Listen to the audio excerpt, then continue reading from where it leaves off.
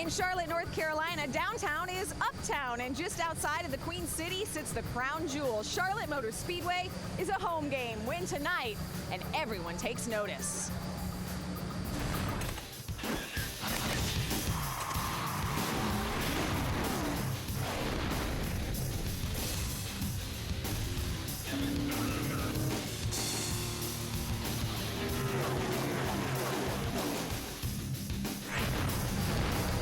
The veterans circle this race on their calendars. They know how much it means. But the weight is not lost on the newbies, especially if you're young like Eric Almirola and you're coming in fresh off your first win.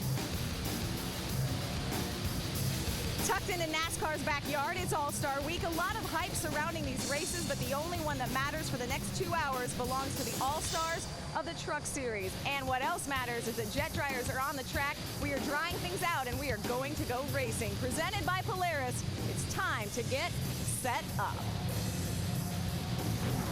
Hello everyone, I'm Krista Voda. Let's bring you up to speed on the schedule. We did have 4 cars left to qualify for the Sprint All-Star Showdown. That has been canceled. That means that they will line up for both races tomorrow by the qualifying draw. There you see the names of who will start on the front row for both of those races. So that means it's now time to go trucking. This is a very important race. As we said, we are tucked into NASCAR's backyard. It's the only points race of the weekend.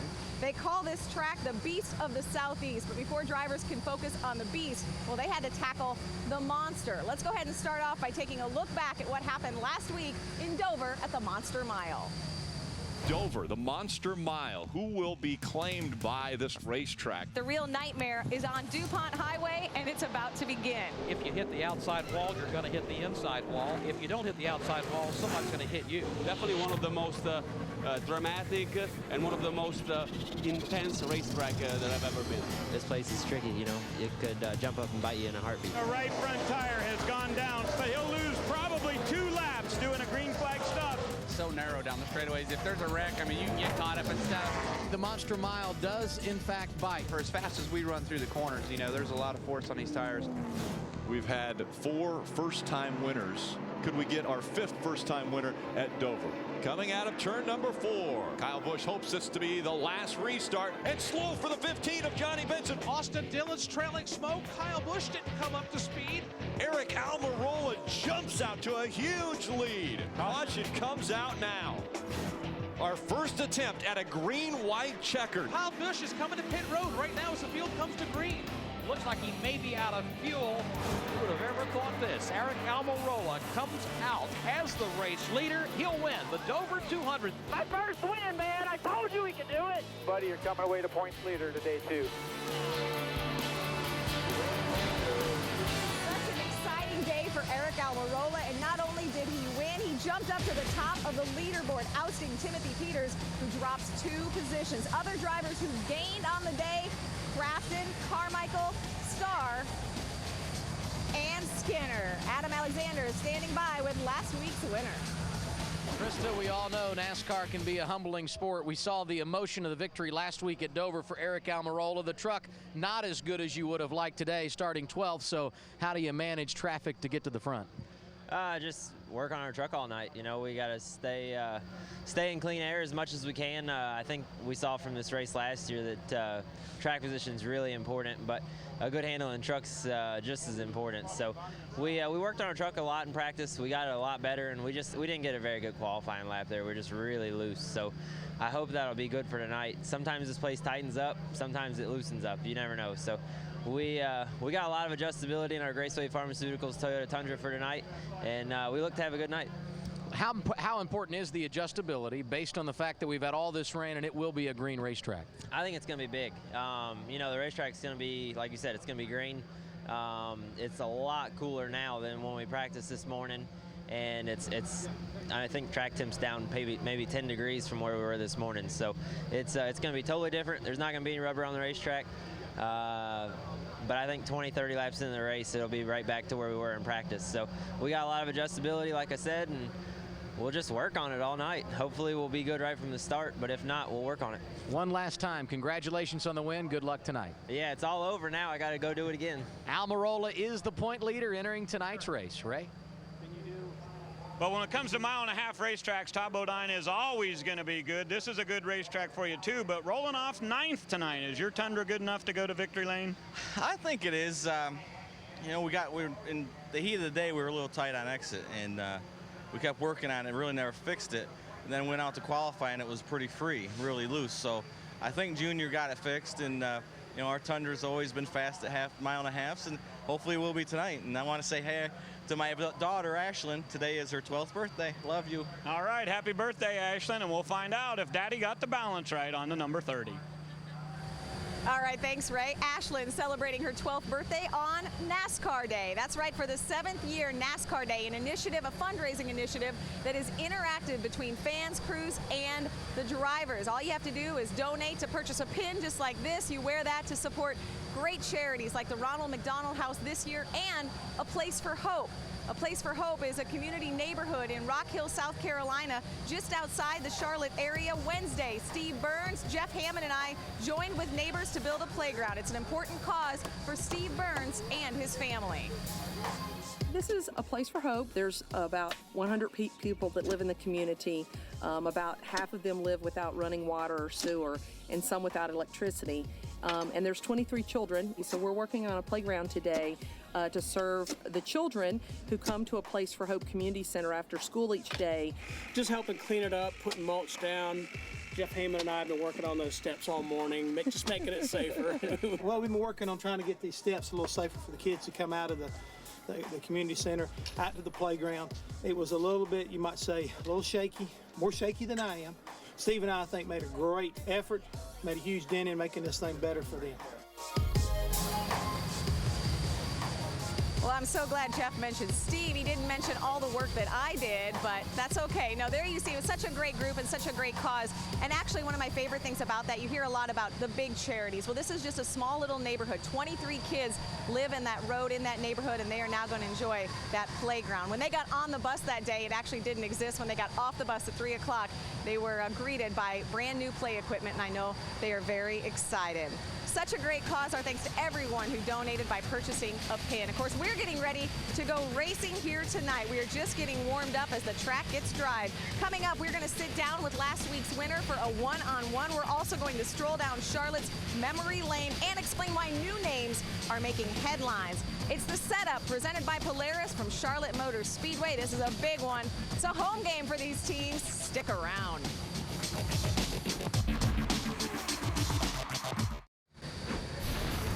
The setup is presented by Polaris, the hardest working, smoothest riding off-road vehicles now at your local dealer. Brought to you in part by Camping World. Visit Camping World RV Sales for the largest selection and best values on toy haulers. And by New Finish Cling Instant Detailer, the shine that sticks. One of the best events of the week, the Sprint Pit Crew Challenge. Now, to get things going, the media takes its turn first. Speed represented by Jeff Hammond, Phil Parsons, and Ray Dunlap. And our boys did us proud.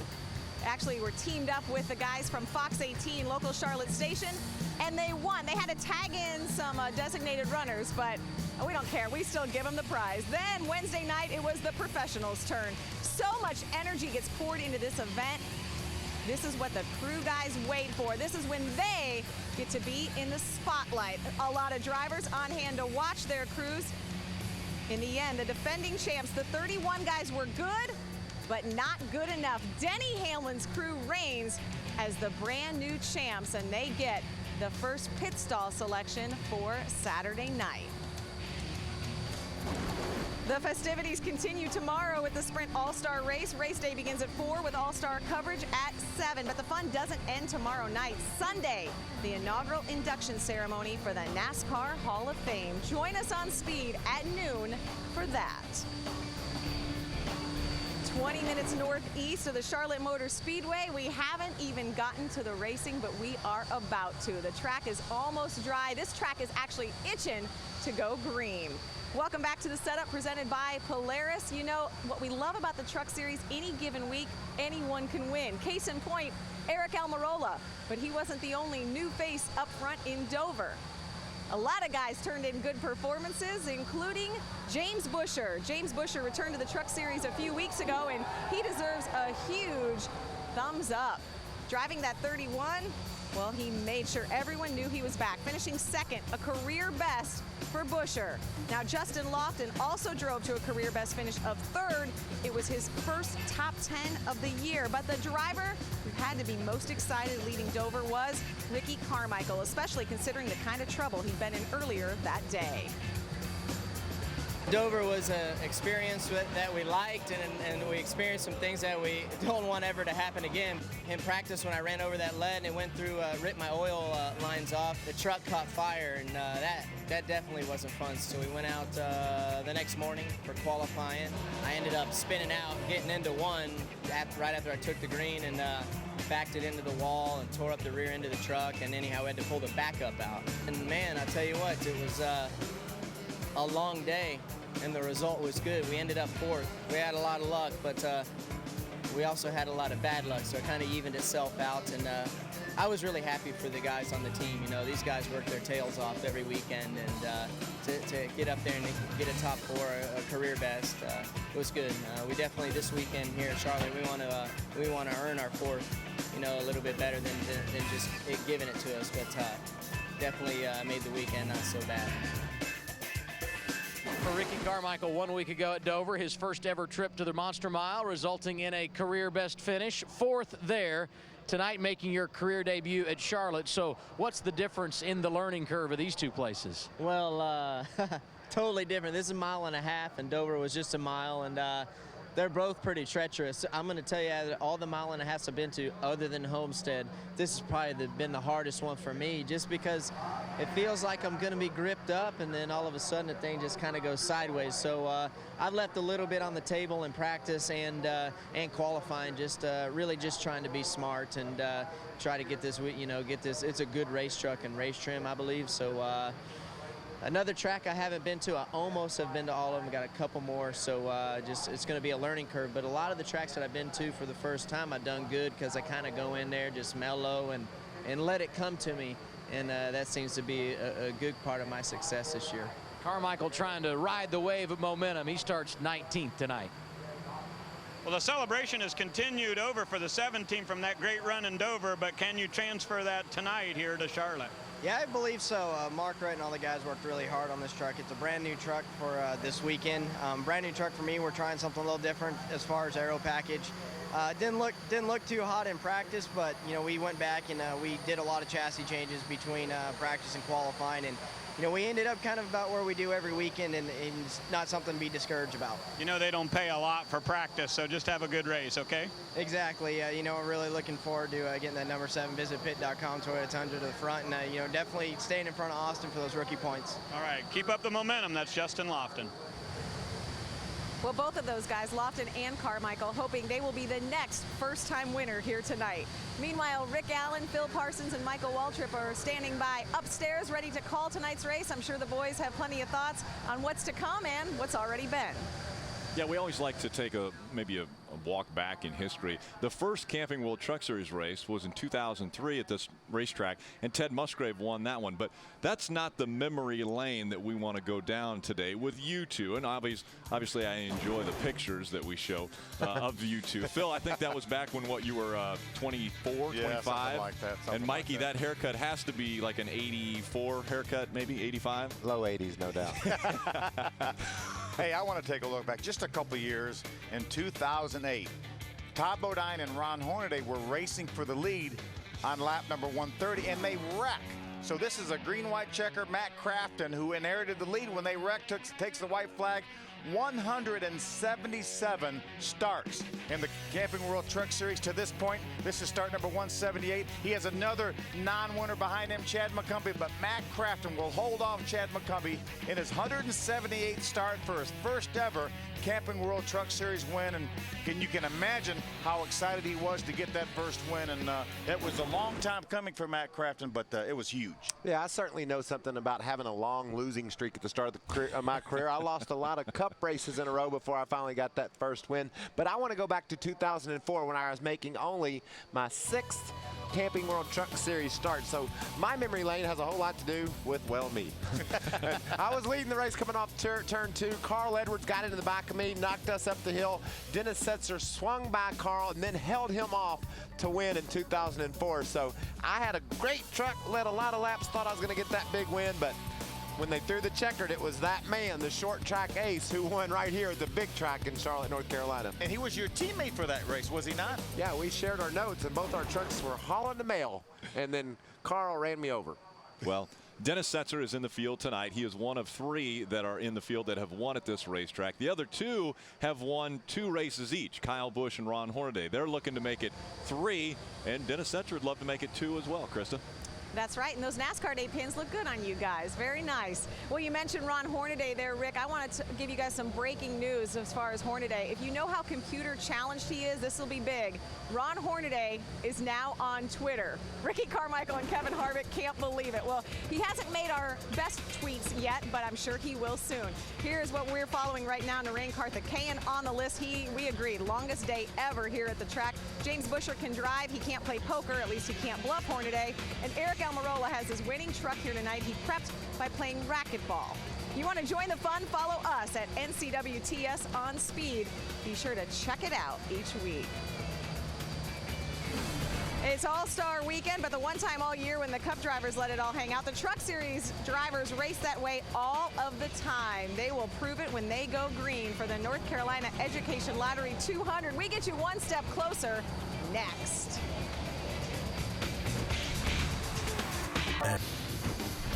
The setup is presented by Polaris, the hardest working, smoothest riding off-road vehicles, now at your local dealer. Brought to you in part by Lumber Liquidators, hardwood flooring for less. And by Wrangler, for unbeatable comfort and value, you can count on Wrangler Jeans Company. How impressive for Eric Almirola. He was 2 laps down. Eric Almirola jumps out to a huge lead. We knew it was a short time till you'd get here. Welcome to Victory Lane. Eric Almirola still basking in the celebration of that first win. Can he ride the momentum and do it all again tonight? Welcome back to Charlotte Motor Speedway. You know, Eric Almirola has been on the verge of that first win, teetering on it for a while now. Last year, he even pushed Kyle Busch to victory lane. Well, now it's his turn. I've never went to the racetrack just wanting to beat one guy. I want to beat everybody. Eric Almirola got that 3rd spot for a best career finish.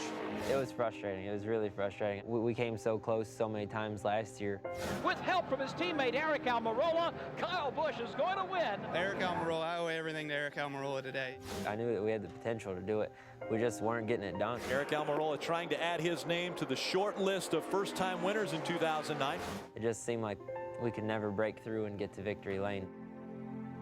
I felt like I've been in the sport a long time and have always run competitively and just never won. We're used to winning, and that's what we want to do, is win every race we can. We have a core group of guys here at Billy Boo Motorsports that work their guts out. We feel that on our worst day, we should run in the top 3. To go into this year and then struggle, I was pretty down on myself and just kind of being negative. Billy's used to winning too, you know. He expects Eric to win in the 51. We were trying stuff that we weren't really sure about. We're trying to learn. We still weren't good enough to win races. Billy and him just had a little talk, and I expressed that I was upset and that I was angry, and he basically said, you know, you don't have a whole lot to be upset about. You haven't even won a race yet. He said, when you win a race, come back and talk to me.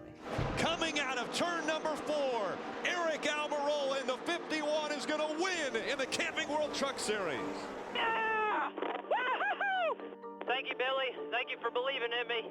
I won me a race for you, buddy.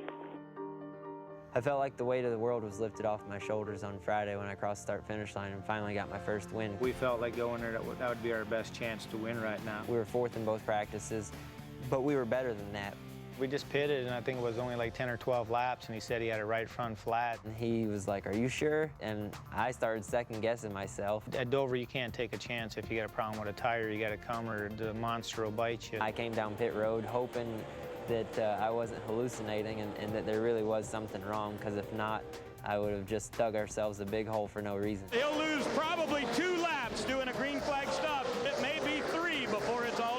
It was disappointing, but we knew we had a good enough truck to get back on the lead lap. I thought that we had no chance at all. I thought we were just going to try and get as good a finish as we could. I knew everybody was a little bit close on fuel because I knew that we had pitted probably 15 or 20 laps after everybody else. I felt like restarting in fourth on the outside and I was behind Kyle was going to give me a real good shot to be second by the time we got to turn 2. Back in the gas and slow for the 15 of Johnny Benson. Oh, and now problems for Kyle Busch. When he ran out of gas, I pulled out and passed him, and I looked in my mirror and there was nobody even in sight. And I was like, oh my gosh, I'm gonna win my first race. I made sure that I got a good restart to where the race was kind of in my hands and it was mine to lose. Eric Almirola looking for checkers here at the Monster Mile. Woo, way to go, buddy. I'm proud of you. Yeah, good job, guys. Good job. I'm awesome. I'm really proud of you. Much more needs to come for you. I was in shock. I was emotional. To battle back from that and come back and still win was pretty amazing. To get a guy's first win, it's something that they'll remember the rest of their lives. Just to see the expression and the words he says afterward was, you know, it's priceless. Such a great story. You know, another great story, Almirola joins a list of others who claimed their first Truck Series win at Dover. There you see them. Leffler, Chapin, Speed, Scott were the others. And another note, 11 consecutive different winners. Adam is standing by with one of the drivers who hopes to be a winner tonight. Elliott Sadler making his third Truck Series start of 2010, and I guess more important than a good truck for you is some good luck. It's been tough in those first 2 starts. Man, it really has, but it has been a lot of fun because we've been so fast. And, you know, I needed that as a driver, and I can't thank Kevin and Delana enough and everybody at KHI for working hard with me, giving me good equipment each time. We're qualifying good each and every race. We're running good. We just need to make it to the end. But I really like this racetrack. I just watched last year's race again, watched the grooves move all around so you can run on the bottom, middle, and the top, which should be fun for us and the fans. So we're looking forward to a good night in the Insignia TV car tonight. How much can track time tonight help you as you try to make your way into the big show tomorrow night? I don't know. These things drive so much different. They drive hard. I mean, these guys, this Truck Series is for real. They race really hard. And, you know, we can learn a little bit of stuff, I think, for air pressure stuff tonight that will carry over tomorrow night. And I do want to say, fans, you still can vote us in. Remember, everything we win tomorrow night goes to the veterans. So go vote for us. We got messed up on the qualifying draw because it got rained out, so we have to start 17th. So 20 laps is hard to pass that many cars. So we're going to lean on the fans to vote us in tomorrow night. So hopefully we'll be able to make that happen. And Elliott Sadler wants those fan votes because you can get the fan vote and win. Casey Kane did it a couple of years ago. Well, no doubt about it, the 3 truck was fast during both practices today, but a very different racetrack tonight, Austin. How do you guys approach this event? The track will be a little green when we get going, but it adapted quick this morning when we were out there. The speeds were there quick and should be a little faster earlier. I said when the rubber laid down in second practice, I think it slowed down a little bit. So hopefully we'll be able to get to the top and get rolling and see where our truck works the best. What would make you happy for a finish tonight here at Charlotte? Top 5 would be great. You know, we had a great run going at Dover last week, and 2 laps ago our little transmission deal happened, and it hurt us in the points. So hopefully tonight we're looking for that top 5, top 10 finish just to get us back up there in the points. But I think we got a great truck, so I'm looking forward to it. All right, the learning process continues for young Austin Dillon. I love hearing from the drivers, and Adam didn't know that Elliott was giving him bunny ears behind him. I love that. You know, Austin Dillon has actually been strong all day. His family tied into the roots of NASCAR, so wouldn't it be fitting if his first win comes here on All-Star and Hall of Fame weekend? We are going to wrap up the setup. Coming up next, there you see Kyle Busch. Yes, he is on the pole. Ray, are you standing by with him? Yeah, Kyle is just getting the pole award here. Congratulations on that. I know you got a good truck tonight. What's the strategy for getting to victory lane? Be fast, man. You got to have a fast truck. So this Z-Line Designs truck's pretty fast, and we'll just see how the race plays out. You know, we got to have good track position, of course, have good stops, and be there at the end. You know, it boils down to just racing those guys, and you know, it might come down to a restart. Who knows? It'll be easy to see your truck tonight. It's very bright. Well, I appreciate that, and hopefully it gets enough TV coverage where we can sell some furniture and have them come back on again. I have a feeling you'll see this 18 truck out front a good bit tonight, Adam. One of the drivers that will no doubt push Kyle Busch to the limit, Ron Hornaday, the defending race winner here at the Charlotte Motor Speedway. And this is a place where you have had a lot of success. You've not won in 2010, so how do you manage things here this evening? I don't know. I think everybody's on an unknown right now with the way that the jet dryers and the rain and the rubber got away. But I know Doug George and everybody gave us a fast Longhorn Chevrolet, so we'll do what we got to do. We'll see. Are you supposed to ride it out the first lap? No, this truck racing, you got to go wide open the first corner anyway. So we'll see what we got. We've got our teammate on the outside. We'll see what we can do. Is there added anxiety for you as a driver knowing that this is a green racetrack and may be different than what you experienced earlier today? You know, we started this morning at 9 o'clock and it was a green racetrack and we were the first ones out. So not really. I mean, Goodyear brought a great tire. It's got a lot of grip and it's cooled down now, so it should have more grip. So we'll see how it plays in our hands. Good luck, Ron. Thank you. Krista? Yeah, Adam, hard to believe Hornaday has not won yet this year. He has won at this track. So has that truck driver, Kyle Busch. Crafton and Setzer, the other Charlotte Motor Speedway drivers in the field, the other winners at this track. Who will win tonight? We got to get you closer. Charlotte Motor Speedway here on Speed.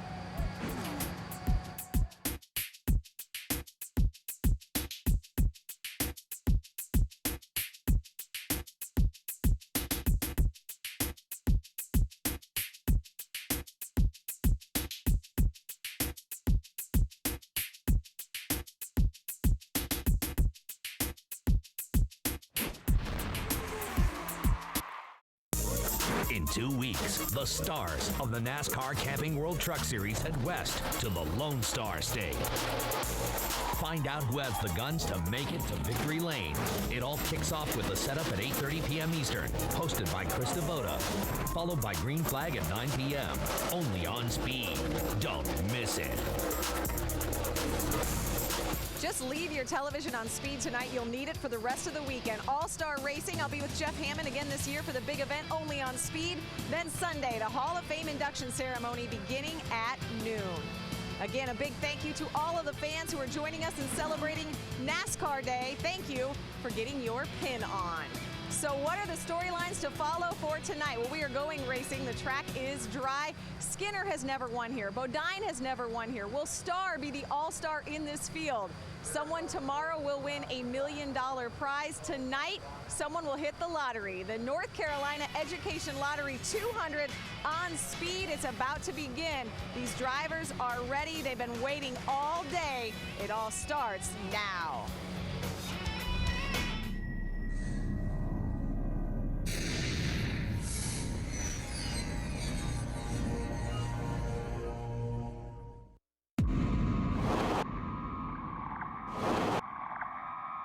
Being the best comes with a price. Everybody wants to win at Charlotte. The prestige of this racetrack. It's been on the circuit for so long. You don't know your friends from your foes. Both of them sideways. I spun them out. I mean, that's all there is to it. Just the way it is. Challengers come from every direction. 51 is going to win in the Camping World Truck Series. That Johnny Sauter truck's on the move. Timothy Peters gets the win. Bodine spins. And danger lurks around every corner. Skinner gets hit hard down into turn 1. I'm okay. Glad you're talking, man. Just glad you're talking. Hornaday, Skinner, Busch, and Almirola. Home is supposed to be safe. But is it? Find out next. Only on Speed. Charlotte Motor Speedway, the site of race number 7 for the Camping World Truck Series. Welcome to the NASCAR Camping World Truck Series North Carolina Education Lottery 200, presented on Speed by Toyota. Numerous stories coming about today. Obviously, one of the big ones is we started at 9 o'clock this morning, and because of rain, we are at least delayed 2 hours before the green flag will fly. That's just one of the stories. No one's ever won from the pole at this racetrack. We've got a lot of stories to find out about, and the two guys that are closest to the action, Adam Alexander and Ray Dunlap, are with me. Ray, what is the story you're following tonight? Well, Rick, in 2010, of course, there are 25 races on the Camping World Truck Series, and Kyle Busch Motorsports is brand new this year. And most of the time, you'll see Rowdy Busch in the number 18, at least 15 races throughout the year. But when he's not driving, they had it scheduled for Brian Eichler to be in this truck. But guess what? Brian Eichler got a great opportunity this week to maybe do some racing for Roush Fenway. So they need a new driver, and next week we go to Texas. So behind the wheel of this number 18 truck next week, watch for Johnny Benson. Adam?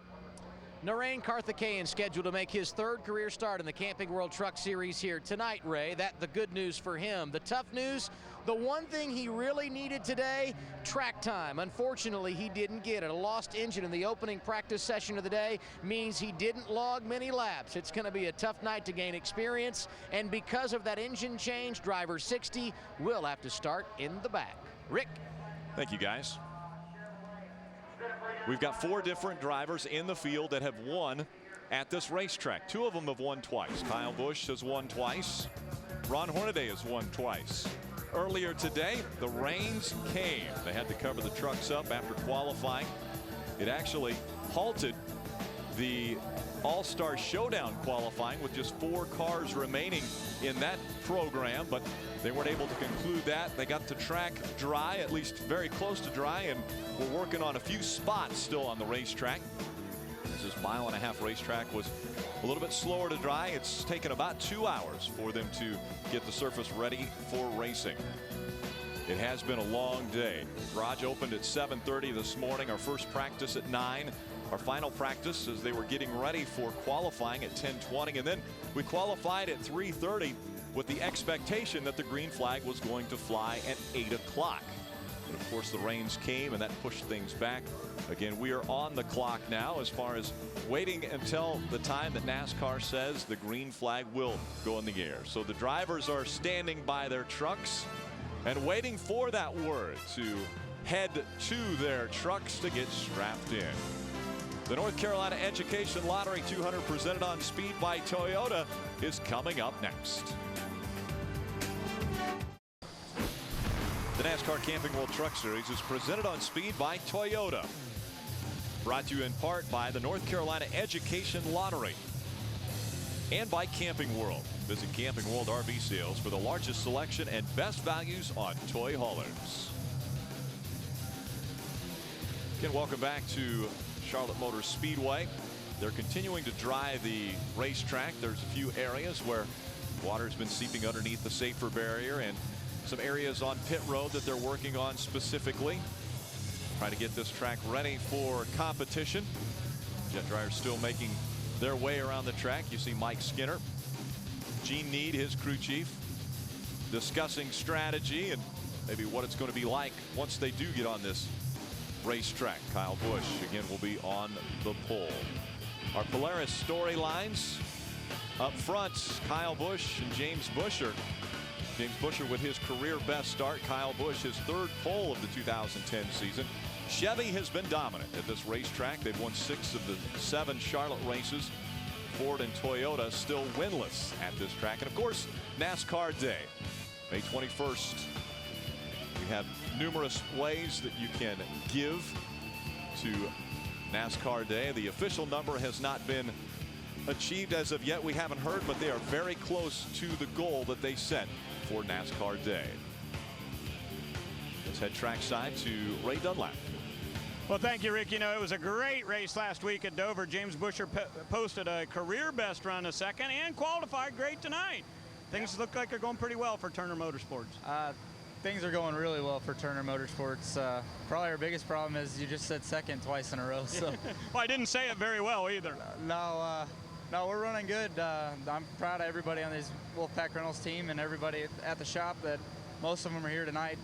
You know, close to the shop in Charlotte. So it's really cool for the guys to be able to come, and the guys that work in the shop be able to come to the track that they don't normally get to do this. So it's cool for them, and I don't know, we're running really good. I'm excited. I'm ready to go racing. I don't like all this rain delay stuff. How about the strategy tonight? What's it going to take to keep this thing up front and have a shot at getting that first win? I think the biggest thing is you got to stay out of trouble.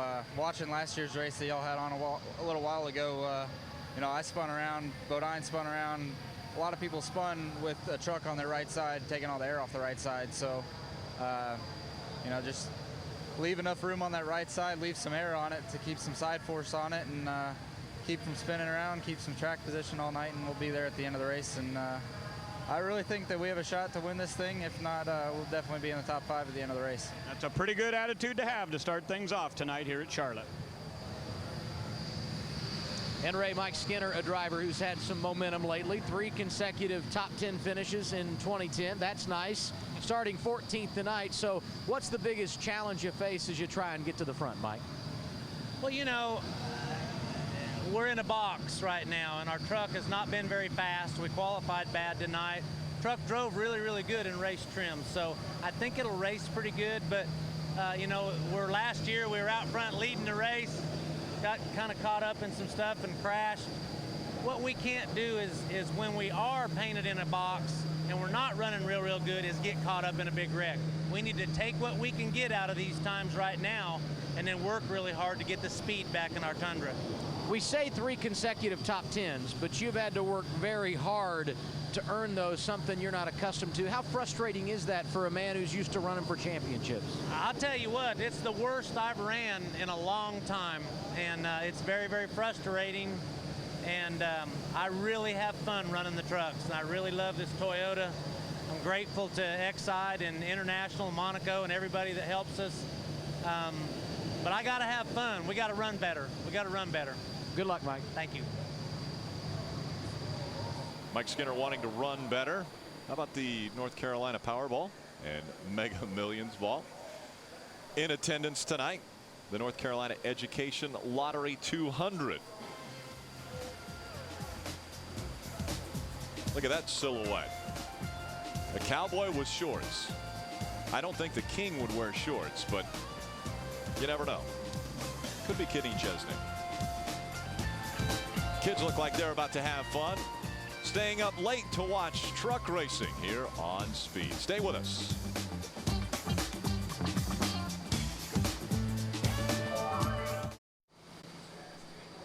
Tomorrow, the NASCAR Sprint All-Star Race hits Charlotte, and only one pre-race show gets you revved up to race for $1 million.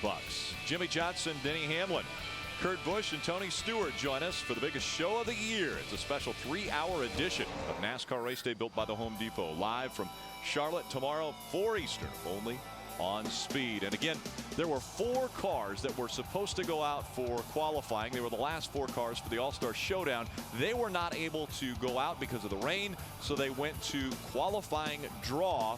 This is the way they set up the lineup for both races. So the Showdown and the All-Star race, you see the front row, David Reagan, Max Pappas, Kurt Busch, and Joey Logano. Again, that was by qualifying draw, and that's the way they will start. Hello everyone, Rick Allen, Phil Parsons, Michael Waltrip with you once again as we are getting ready for racing at Charlotte Motor Speedway. Now, because of the rains, this has been an already long day, but what else do they have to worry about now going out on a green racetrack? Well, the racetrack is going to be back like it was, I think, at 9 o'clock this morning. That's going to be key. It's going to be a little cooler than it was, and I talked to a lot of the crew chiefs in the garage area, and they thought that the cool weather tonight is just going to give them more grip.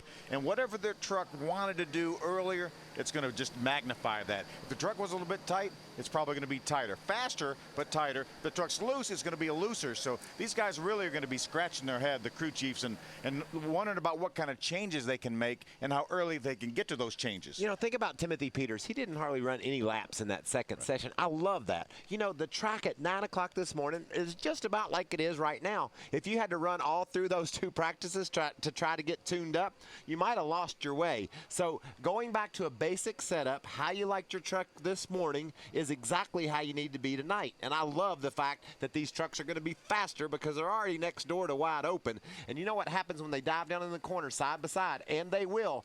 The guy on the inside has a tendency to get loose, and that's when the action really picks up. And that's what James Busher was talking about, too. He was watching the race. We aired this race from last year while we were in the rain delay, and a lot of guys were watching. Elliott Sadler talked about watching it. James Busher talked about watching it, and how careful you have to be when you're on the inside of another truck. Mike Skinner, I hope, didn't watch it, because I was watching it, and that was the biggest crash I've ever seen. That was wild. Mike hit so hard in the race a year ago. Nafel, I did want to ask you, Kyle Busch last week almost completed the triple. He was dominant in the truck race. He won the nationwide race and the cup race. Does that momentum carry over into tonight's race? Well, I think any time you put Kyle Busch in a Camping World truck, he's going to be one of the favorites. We've talked about that many, many times. His truck was very, very fast in practice. Obviously got the pole, so yes, that momentum's going to carry. But if Kyle Busch would have went to Dover and lost his cylinder on the first lap and finished 23rd, he'd still be the favorite for this race tonight. And you know what I love most? The qualifying is so close. He's on the pole, but he only has a 10th over James Busher. Elliott Sadler and those guys are clobbed right there on him. Donnie Lee as well. So we're going to see a really fun race. Clobbed? I think that's a new word. I'll use that later. Adam Alexander. Rick Brad Keselowski joining the Camping World Truck Series for the second time in 2010, the second of a handful of starts you'll make this season. What's the biggest challenge when you don't run here week in and week out? Well, I think, doing it for my own team and trying to build the chemistry that it takes. When you run every week, there's naturally some chemistry that develops, and the trucks get better, your team gets better, and you get together as a group, and that's what it takes to be able to run up front every week. So.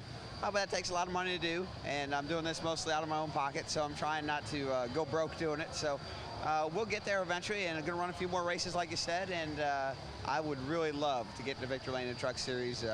My dad won a race in the Truck Series, and it would be really awesome to be the first father-son duo to win in this series, and it would mean a lot to me. So this series has meant a lot to me, and would like to get in victory lane. To me, there is something very appropriate for you running this truck race tonight on All-Star Weekend with the Hall of Fame, and as big as this is historically, when you look at where you started your career. Well, the Truck Series, I was a Truck Series brat, essentially. I grew up in this series with Hornaday and his kids and hung out with them, and some of the other kids, and just can really remember a lot of good times traveling on the road in this series. So it's a home for me, and it means a lot to me. All the officials around here are knew me since I was 10, 12 years old. So it's just cool to be able to race with them and hang out with them and show some love to the Truck Series. Have some fun. Thank you very much. Ray? Adam, I've been standing down at the front of the grid for the last 10 or 12 minutes trying to decide whether or not I'm going to do this story. It's a tough story. I want to show you right here, folks. This is a torque wrench. And whenever we get ready to go through inspection, there is a crew member assigned to every team to come along and put the torque wrench right on the lug nuts.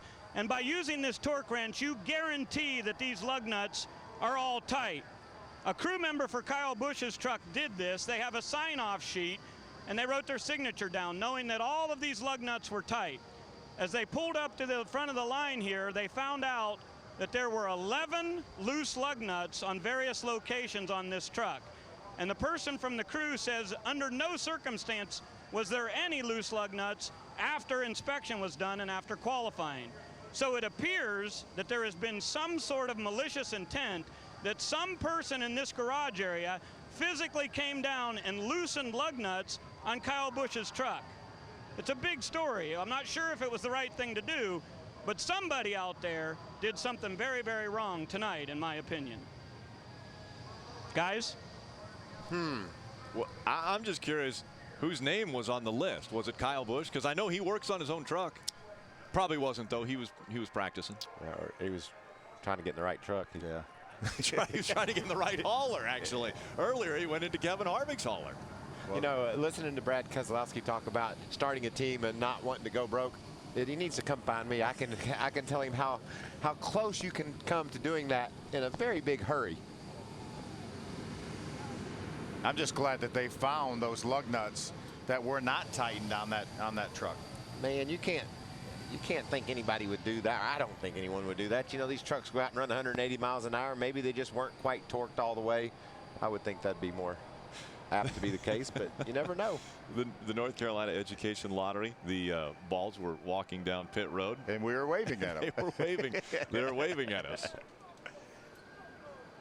What a spectacular job. Look at that view, man. Yeah. So beautiful. Everybody behind the scenes that works on, well, not only at the racetrack, but on these programs that we do, putting in a lot of time. And you see some of our people behind the cameras. We definitely want to say thank you to them for the extra time that they're putting in. And they had to brave the elements, too, because when it rains, they're stuck out there in the rain. Well, listen, if you're at home, you got up this morning and woke up and rode over, and here we are on Speed at 9 o'clock talking about trucks. You're going to go to bed tonight, and we're still going to be talking about trucks. We will put you to sleep tonight.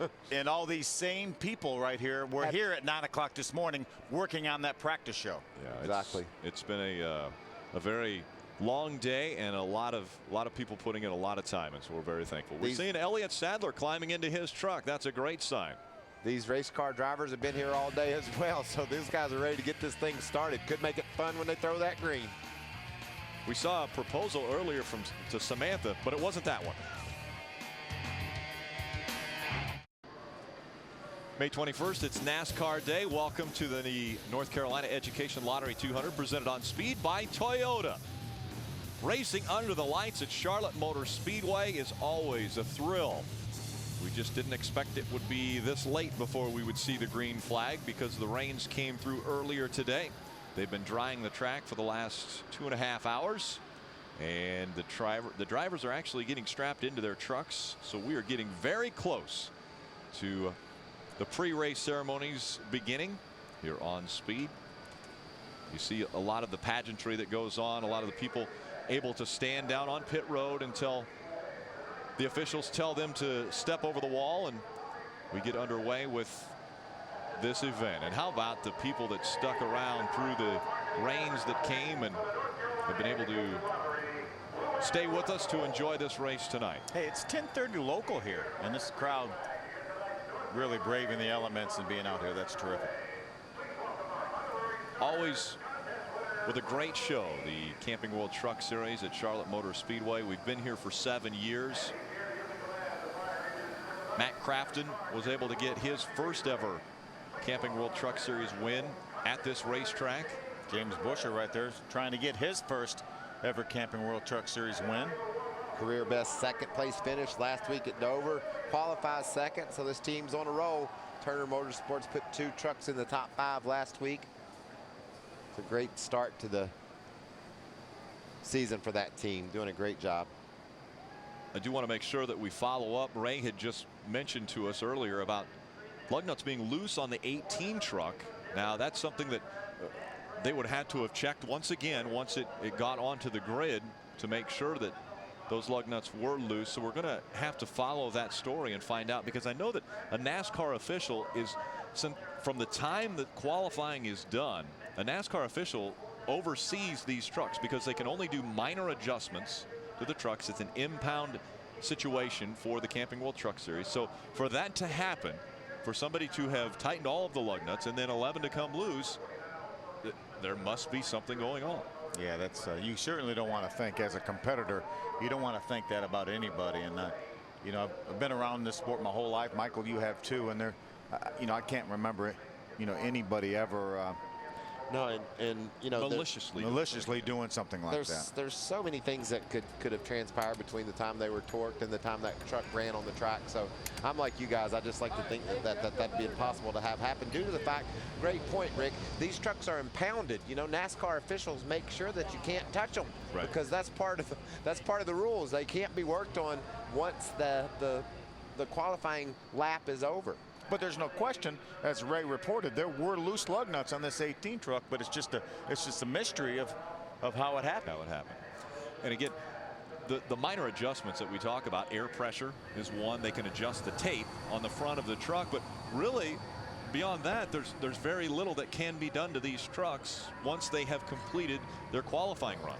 Little wedge, little movement of the track bar maybe, but that's about it. So the drivers are strapped in. That means we are getting very, very close to hearing the invocation and the national anthem. The drivers will do the pre-race ceremonies sitting in their trucks. When we come back, things are about to get started. Be the biggest racing fan you can be with Verizon Championship Racing at the track and on your phone. From nationwide and IndyCar driver meet and greets to exclusive peeks inside the Penske garage right on your VCast phone. We're your hard card to racing nirvana, only from the network with the most 3G coverage, Verizon.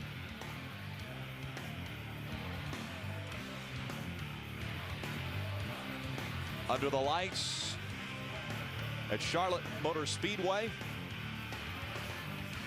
Those bright walls set that track, set it out, doesn't it? You can really get a sense of the speed. It just looks so cool and so fast with those walls, the color they are. I love it. I love them. I love them. When they did that the first time a couple years ago, I thought it looked terrific. Well, we've got just a few moments, so it's time to take a closer look into the camping experience with Camping World's Destination Recreation. It's Camping World's Destination Recreation.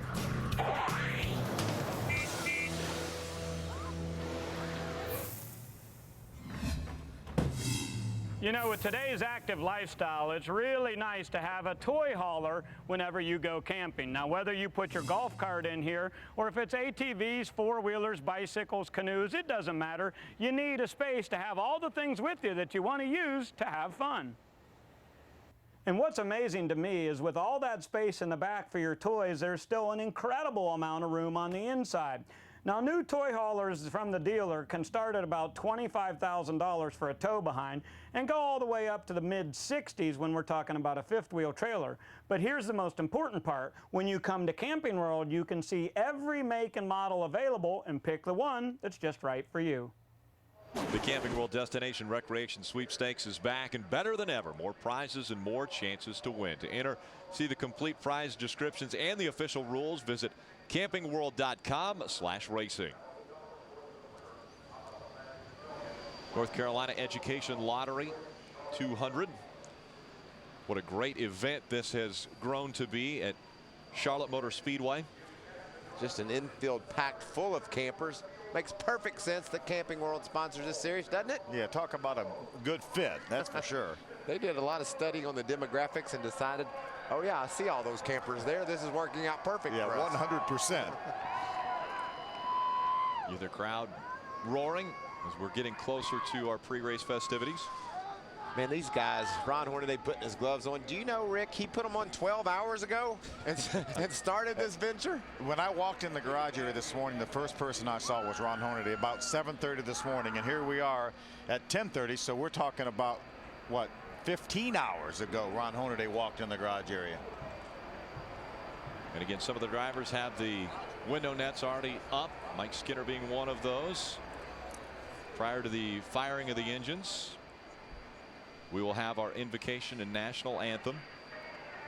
And you see just an amazing testament to this series. We've got people that have stuck through the inclement weather, stayed here to watch these trucks go door to door for 134 laps, 200 miles. And they're gonna do just that, door to door. We'll see them 3 wide. I mean, these guys will be so aggressive when this race starts, just trying to get some track position and get where they're headed. It looks like Johnny Cash on that helmet right there. Johnny Cash on the face of the helmet, and the eyes of Taylor Malsum staring out and focusing on what's about to take place. Let's go trackside for our pre-race ceremonies. Ladies and gentlemen, please rise and remove your hats as the Air Force ROTC Detachment 592 from the University of North Carolina at Charlotte presents our nation's colors. Remain standing as the president of Motor Racing Outreach, Billy Malden, offers tonight's invocation. Gracious God, Heavenly Father, we pause to recognize you and give thanks for your many blessings. We give thanks for all those who have worked hard and provided to make this event possible. We ask that you watch over these teams and officials, that they may have a safe night of competition. Gracious God, as we enjoy this night, may all our hearts be touched by your presence and our souls by your peace. In Christ's name I pray. Amen. Here to perform our national anthem, please welcome Charlotte's own Jamie Butler. Oh, say, can you see by the dawn's early light what so proudly we hailed at the twilight's last gleaming, whose broad stripes and bright stars through the perilous fight o'er the ramparts we watched were so gallantly streaming, and the rockets' red glare, the bombs bursting in air, gave proof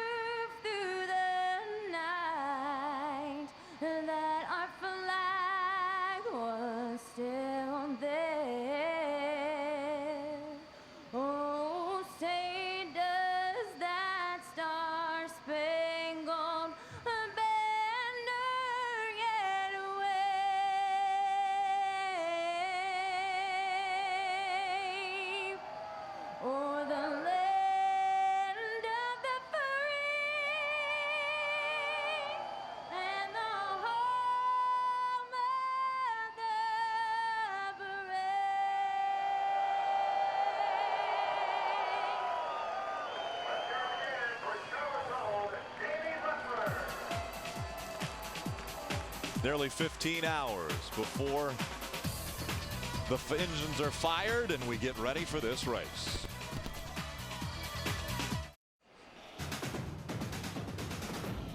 Welcome to the North Carolina Education Lottery 200, presented on Speed by Toyota. You've waited long enough. Let's fire the engines. We go down for the command.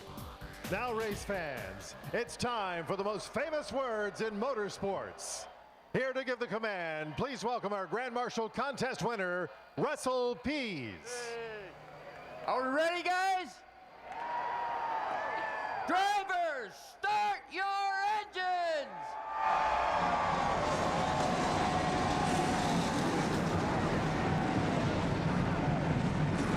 36 trucks have just come to life, about to take on the mile-and-a-half track for 134 laps. Can anyone get by Kyle Busch? Stay with us to find out. The NASCAR Camping World Truck Series on Speed is brought to you by the North Carolina Education Lottery, by Just for Men Mustache and Beard, keep your edge, and by Royal Purple, the performance oil that outperforms. Welcome back to Concord, North Carolina. We are just northeast of uptown Charlotte, and the temperature has dropped to 67 degrees. When we started today, it was 70 degrees, and now the humidity 90%.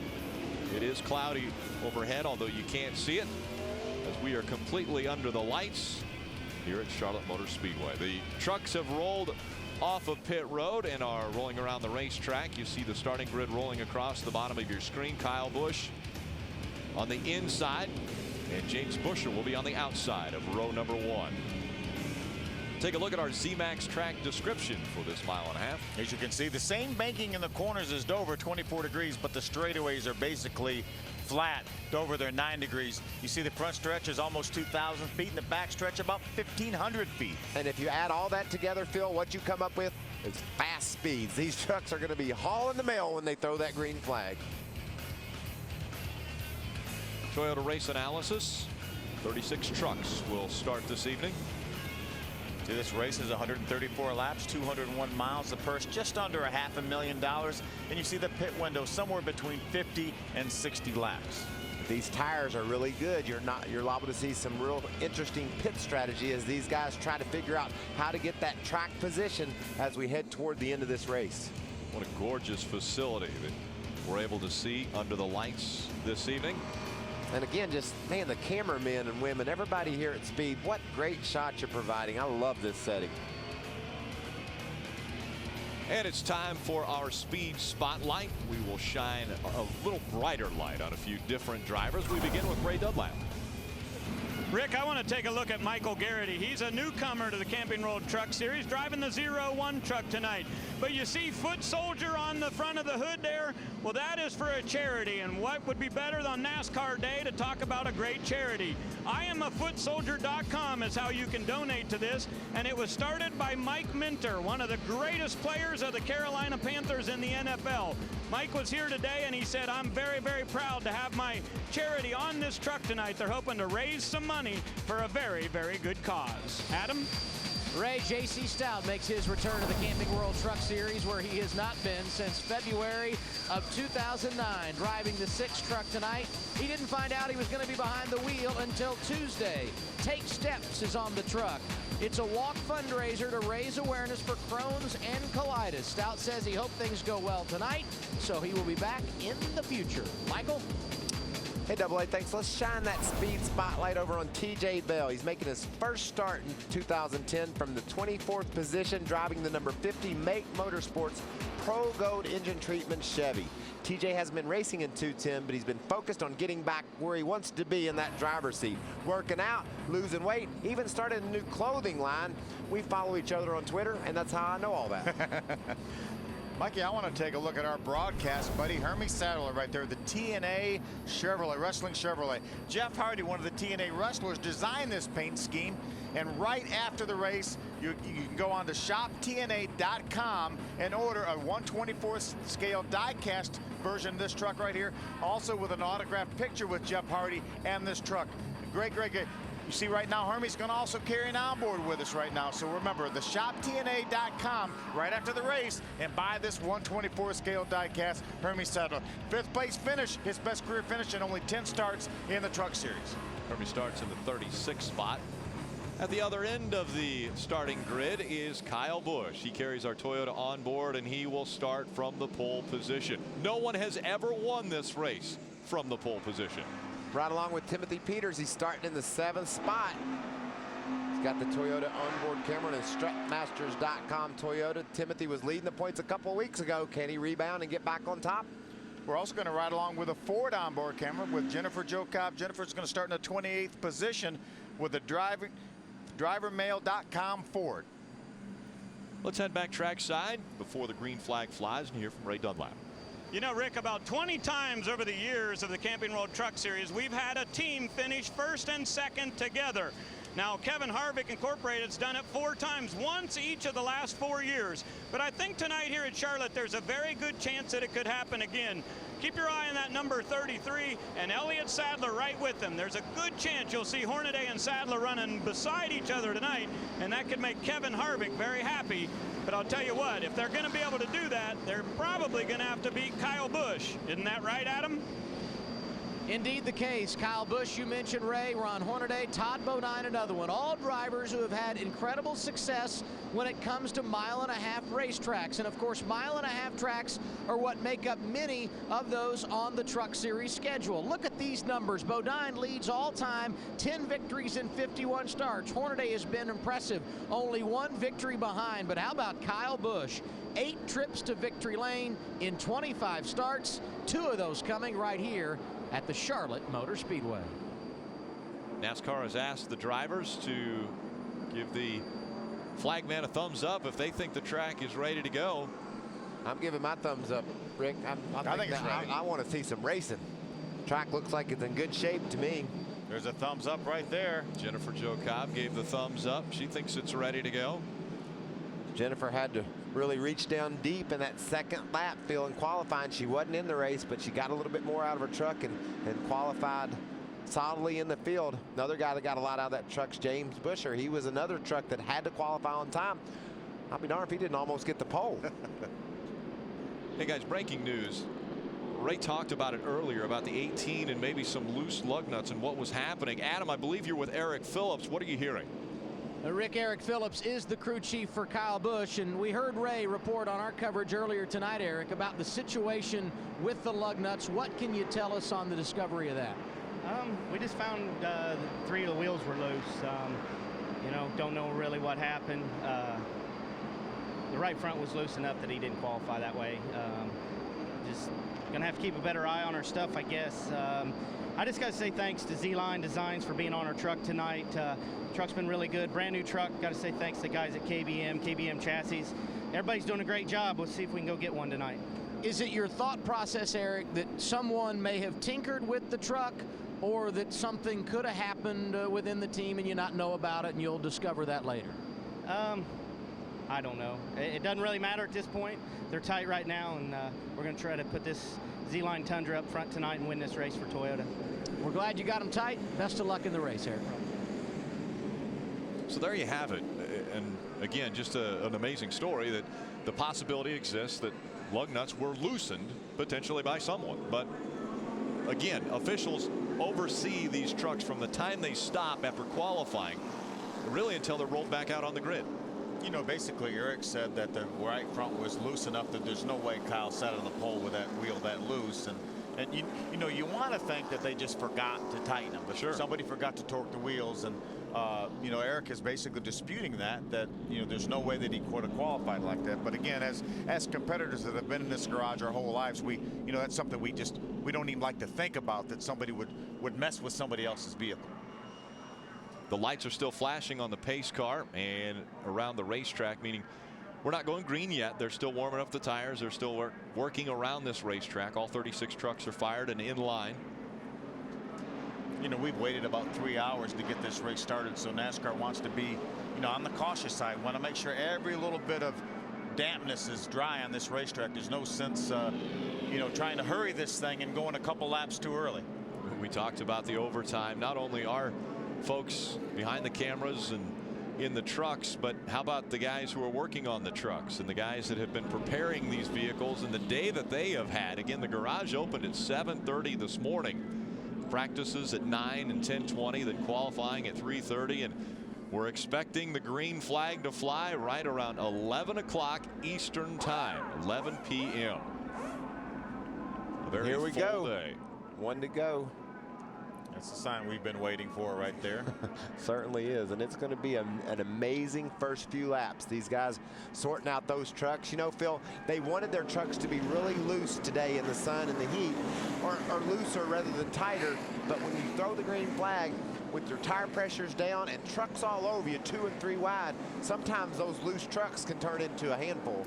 You know, we've waited hours to get this race started, and you would think maybe because of all the rubber being washed off the racetrack that you think maybe these drivers might be a little tentative when they throw the green flag. Nope, absolutely not. Not going to happen. You watch. Not in the least. I'm telling you, that is the one thing I think that amazes me about you guys more than anything, is that the first lap you go on a racetrack, you have got your foot all the way to the floor, and you're running some of your fastest laps. Yeah, and I think that's led sort of to my semi-retirement. They threw the green flag one day, and I watched them at Atlanta, I guess, when I sat on the pit box. I watched them all go flying down into turn 1 the first time 3 wide. I thought, why are they in such a hurry? There's 500 miles to go. They're going to go 3 wide on the first turn of the first lap. I don't understand it. But watch, you're getting ready to see it again. These guys are going to do exactly the same thing. It is about to happen. Kyle Busch on the inside, James Buescher on the outside of row number 1. James Buescher with his career best qualifying run. It's the 7th pole for Kyle Busch, the 3rd for Kyle Busch Motorsports, which was formed in the offseason, and this is his first season of racing under his name as the banner that is over the shop now. We'll see if Kyle Busch can get back into victory lane. He has 1 win this season after a dominant performance in Dover a week ago. He was denied that victory. He's looking to rebound from that performance. We'll see if it happens tonight in Charlotte. The field all in line behind Kyle Busch and James Buescher as they come through the quad oval. Green flag in the air. We're underway.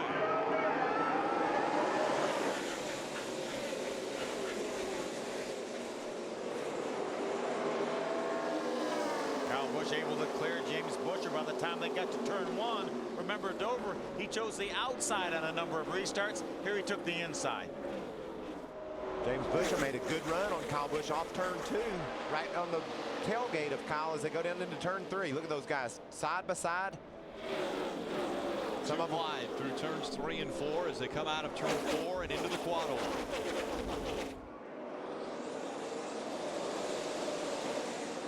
Elliott Sadler holding down that 3rd spot. Donnie Leah with a great run early. Great qualifying effort for Donnie Leah. Right now runs 4th. Austin Dillon in the Bass Pro Shops number 3. Back behind that 33 of Ron Hornaday, running in the 7th spot. Had some problems for the number 12 of Mario Goslin. Look at this already. Damage to the left front. That's a lot of damage to the left front of that truck. I believe I'd come to pit road if I was Mario. That looks like enough damage. He's the yellow truck right back there. Looks like he ran into the back of TJ Bell in that 50 truck. Well, you can see a couple trucks ahead of TJ didn't get going really well, and it was a chain reaction situation. But the way that left front tire's rubbing, Phil, I believe I'd come to pit road. That's a lot of damage, and it could blow that tire out. And if the left front tire blows, it'll go straight in the outside wall. As you mentioned, we see a good battle between Johnny Sauter in the 13, Ron Hornaday in the 33. That's 5th and 6th right there. You don't want to blow a right front tire here because you run probably speeds of 190 miles an hour. Left front tire. Yeah, the right front would be more dramatic. It would hit the wall quicker. But if that left front one goes, it's going to hit the wall as well. So off early in the race for damage like that. It's a lot of fun to see these 2 trucks running together. We've seen them together at Martinsville, and actually there was contact. And we saw them together again at Kansas when they went sideways, and they ended up 1 and 2, finishing just that way between Johnny Sauter and Ron Hornaday. So those 2 are pulling away. Austin Dillon now has his hands full with the 29 of Fred Keselowski as he looks to the outside of Austin Dillon. You know, the first 3 laps once Kyle Busch got up to speed in this race were all faster than what he qualified with. 29.98 the last lap for Kyle Busch. And again, their qualifying marks were in the 30.3 range. Look at Mike Skinner. He said he thought he had a pretty good driving truck for the race. Didn't qualify like he had hoped, but darn, he's right around the outside of Austin Dillon. But I think something's wrong with that 3 truck, Phil. Yeah, Austin appeared to be off the pace a little bit. There's Matt Crafton right there. Remember, we talked about him getting his first and only win in the Camping World Truck Series a couple years ago right here. Jason White in the 23, just in front of Taylor Malson in the 56, and the 88 of Matt Crafton. There's David Starr, the 81, right behind Matt Crafton. And a guy that we really like the way his truck's running. Look at Dennis Setzer down on the inside of the racetrack. Close for David Starr. Making a move on David Starr. I think that scared Dennis Setzer, Phil. He let off the gas, and then here comes a truck around the outside of him. It's Chris Eggleston, the 21. Chris Eggleston. Chris is mixing it up with the big boys there. You can see Austin Dillon looks like maybe he thinks he's got a flat tire or something. You see him shaking his truck around. He's not sure what's going on with that truck. It must be really loose. You can see him bailing up to the top of the track.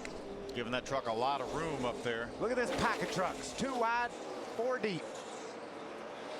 Outside Austin Dillon now trying to get in front of that 23 of Jason White. Behind him, the 88 of Matt Crafton trying to make the run on the high side. Doesn't appear that the truck is getting any worse. He just might have started with the truck that's really loose, and he's having to be careful with it. Lost a lot of positions early in the going. Yeah, that last lap was almost 2 full seconds slower than what our leader Kyle Busch ran. Now Matt Crafton works to the inside of Austin. Crafton across the stripe just in front of that 3 of Austin Dillon. Crafton trying to move forward. Crafton's going to clear Austin Dillon. We want to mention the engine builders for that 88 truck as well as the 13. Problems. Austin Dillon into the wall he goes. Right behind him was the 81 of David Starr. Yeah, I think. Back it down here. We cut or broke something, Danny, on the right front here, it looks like. I think it looked like that maybe David Starr got in the back of him. He didn't have the momentum. Try to get slowed down. Still coming in. Yeah, he didn't have the momentum off turn 2 that I think David Starr thought he did. Maybe hooked the back of him. We saw these trucks at Daytona. Anytime they tried to bump draft down there. You heard Austin say the truck was too loose. I think it was just a situation where, as you mentioned, David Starr got in the back of Austin, and that's what got him in the outside wall. And then I think once he got in the outside wall, then he had some pretty serious damage when he got down to turn 3, and the truck just wouldn't turn left. Yeah, we saw. Think back to Daytona. Anytime these trucks tried to bump draft, one bumped the other in the back end to try to speed them up, it caused a big crash. That looked like a Daytona bump drafting incident, but it happened here at Charlotte. And we're running similar speeds to what we are at Daytona. Let's take another look at it here. We come off turn 2. You see the 3 of Austin Dillon right there. Right now the gap is pretty stabilized right here. There's about he got into the outside wall in the straightaway. He definitely did break something. Wow. There was no contact from the 81 of David Starr. Wow, how did that happen? It just shot to the right as we heard his spotter, Andy Houston, said, I think something broke. Looked like from the view we had at first, look there, it looked like maybe Starr hooked the back of him. You can see the trucks. That's exactly what it looked like, but from that other view, there was definitely no contact from the 81 truck into the 3 truck. You have to really wonder what could have possibly caused that truck to veer right like that. He had a problem before that, Phil. He didn't like the truck. He knew something was wrong with it. That's a smart kid. You see him shaking his truck around trying to figure out what exactly was going on with it. It's unfortunate that he wasn't able to get away with it. Well, there was no way he could get away with that. He knew there was a problem. He was analyzing it, doing a great job keeping the thing out of the wall. And there goes the left front on Mario Gosselin. We knew it would blow out. Yeah, he had a lot of damage to the left front, at least sheet metal damage that was rubbing up against that tire, and now that left front tire has blown out. So Mario Gosselin will have to bring the TireMonkey.com number 12 onto pit road to have service done to that vehicle. But Mario is on the lead lap. He stayed on the racetrack, stayed on the lead lap. Our first caution comes out. It's a mechanical failure of some sort with the number 3 for Austin Dillon, sending him into the outside wall. Kyle Busch has put on a clinic the past 2 weeks. We'll see if it continues. Elliott Sadler just behind him. Tomorrow night, the stars come out, the gloves go off for the NASCAR Sprint All-Star Race on Speed. And with $1 million on the line, it's checkers or wreckers. Don't miss the NASCAR Sprint All-Star Race Saturday night, 7 Eastern, only on Speed. Last year's Sprint All-Star winner, Tony Stewart. Just look at our Aaron's Lucky Dog, J.C. Stout, the 6 truck. He's getting back on the lead lap by J.C. Stout. Let's look at this 3 truck. I was talking about Tony Stewart just a minute ago. He texted me on my Sprint phone and said, looked like the left rear tire was flat to me. And watch, you can see as they come off turn 2, you can't tell it. And from this angle, it's obvious something goes bad wrong. The truck veers into the outside wall. But watch, Phil, as he goes down the back straightaway, you can see that that left rear tire is flat. And as it went low, that would just veer the truck into the outside wall. So good eye, Smoke. Yeah, that's exactly what happened. And that left rear tire was not caused to go flat by the truck hitting the wall. That's what caused the truck to hit the wall. That's exactly right. He blew out the tire. That just veered it into the outside wall. And that's all she wrote for the 3 truck of Austin Dillon. Ray Dunlap. Well, Rick, down on my end of pit road, a couple of trucks coming in for service. Dennis Setzer in truck number 92 came to the pit road on lap number 12. They went fuel only. So he's trying to get in a little bit of a different sequence than some of the other teams. And guess what? 51 truck was down on pit road, and you guys will never believe this. He raised the hood and worked on the front suspension. Something very, very new. Probably raised it up a little bit, didn't he, Ray? Yes, they did, Phil. Like every week we see it. But anyway, so Eric Almirola getting a little suspension change.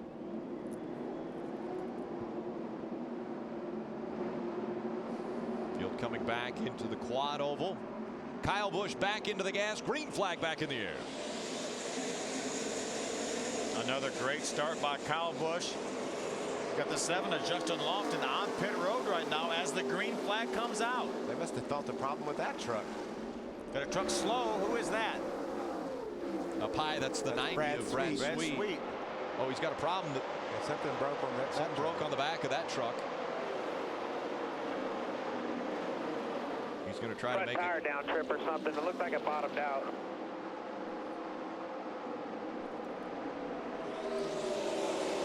Side-by-side racing between Hornaday and Johnny Sauter. Adam Alexander. Rick, Michael, and Phil talked about the left rear tire being down on Austin Dillon's truck, and actually when they pulled it off, it appeared to be loose because one of the studs was broke off. What did you feel in the truck, Austin? You know, as soon as we took the green there, it was just loose the whole time.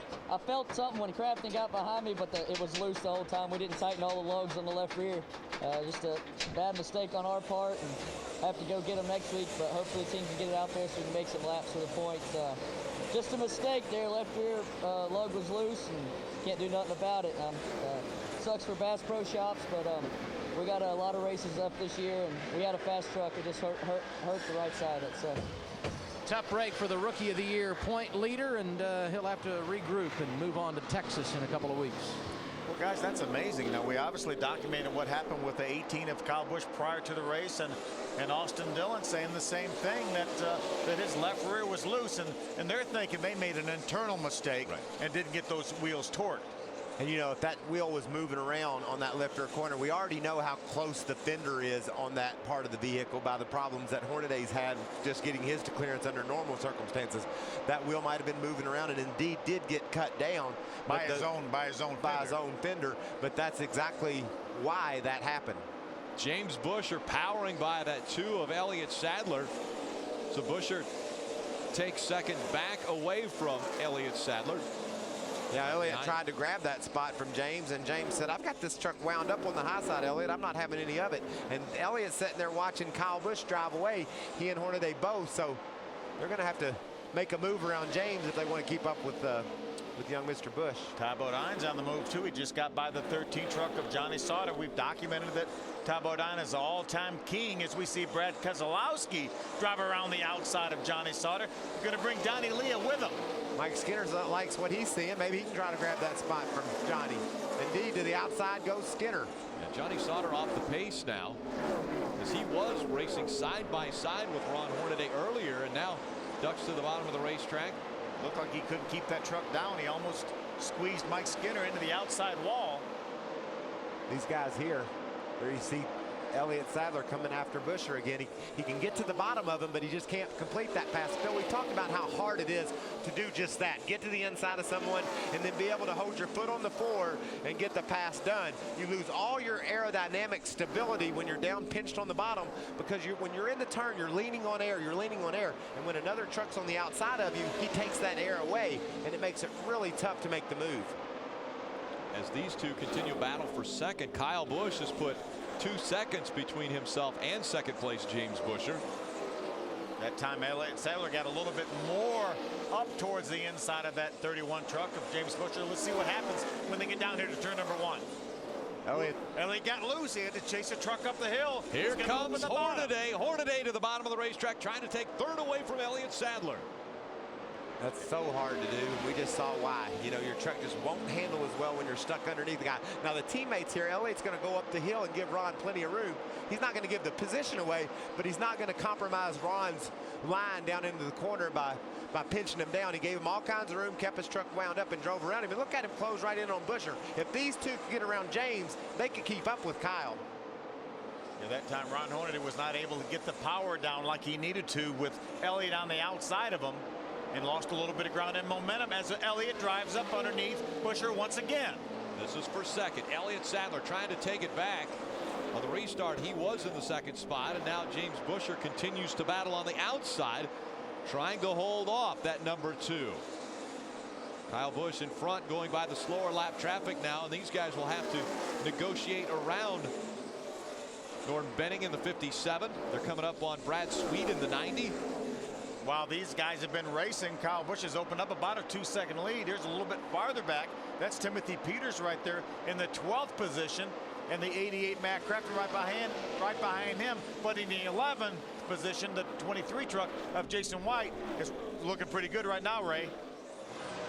Yeah, not too bad there, Phil. And he's talking about being a little bit tight on entry, so they're going to try to make an air pressure adjustment, and we got a truck spinning sideways off the corner.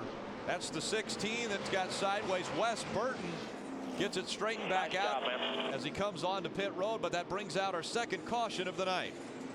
You know, a truck that slipped by Wes while he was sliding there was Narain Karthikeyan, and we know at Kansas he wasn't able to slide by Wes when he was that very same truck. That's right. So Narain's saying this is working out better than Kansas. Lucky break to spin that truck all the way out next to the outside wall like Wes was and not have any damage. Just needs to get 4 good years on it. Not going to be able to stay on the lead lap, but certainly going to be able to keep racing. Kyle Busch has had a very strong truck. We've seen great competition for second, third, and fourth. Here's a look at the incident.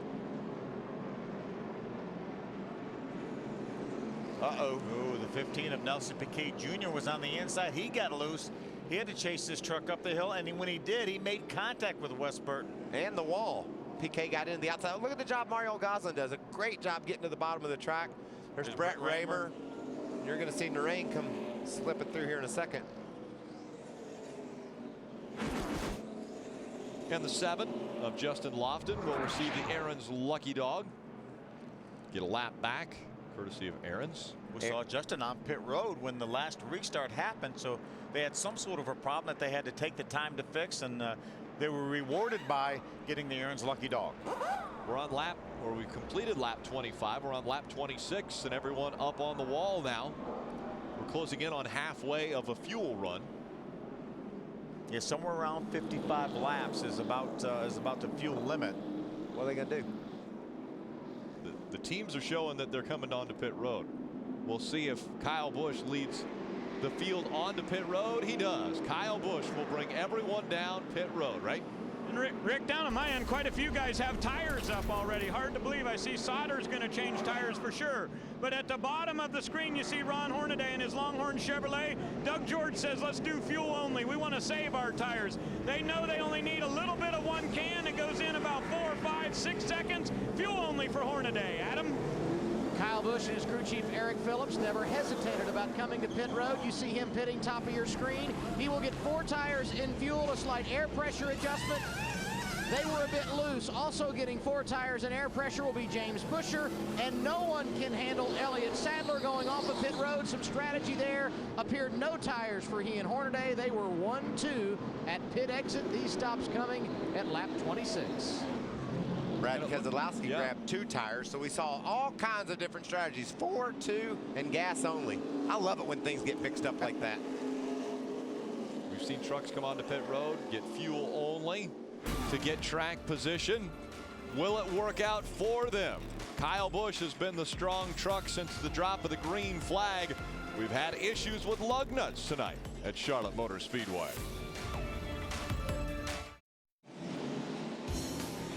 The Duplicolor Bed Armor What's in Your Bed promotion is launched and continues until August 31st, 2010. Entry is open to legal residents of the United States and who are 18 years of age or older. Entry requires submission of an image and description of your truck in use in one of 3 categories. Limit 1 entry per person, household, or street address per category. Odds of winning depend on the number of entries on the website. To enter and for official rules, visit www.bedarmor.com. Void where prohibited. Good look at the forward onboard camera of Jennifer Jo Cobb. Jennifer's being shown right now in the 26th position. Solid start for her, though. You know, back there in the traffic, been able to stay on the lead lap. Qualified 28th, moved up a couple spots. Learning a great deal. See the guys on the back straightaway just really trying to grind those tires in. If they're new tires, they want to build a little heat on them. If they're older tires, they're trying to get any excess rubber buildup off of them so that when they throw the green, they'll be ready to go. What do you think the chances of that 4th place truck, when they get down to turn 1, maybe thinking about going 3 wide? I would think the chances would be good. I would say if he gets that kind of a run, he's really, really good on every aspect of this game. But talking about the 18 of Kyle Busch, who's just behind the 2 of Elliott Sadler. Elliott Sadler won the race off of pit road. Ron Hornaday on the inside. Green flag back in the air. Ooh, Hornaday's a little bit slow on the inside. Kyle Busch door to door with Ron Hornaday. Hornaday now charging, trying to get in front of that 18. Oh, 3 wide now. Brad Keselowski to the bottom of the racetrack. Keselowski with a big run. He's battling for second now as he goes to the bottom of the racetrack, trying to get by that 18. There goes Kyle Busch to the outside, going to try to get to the outside of Elliott Sadler. Not able to do it yet. Wow, did you see that speed? Man, I love those shots. About blew our poor camera over. Ron Hornaday looking to the inside once again of that 29, trying to get back by Brad Keselowski.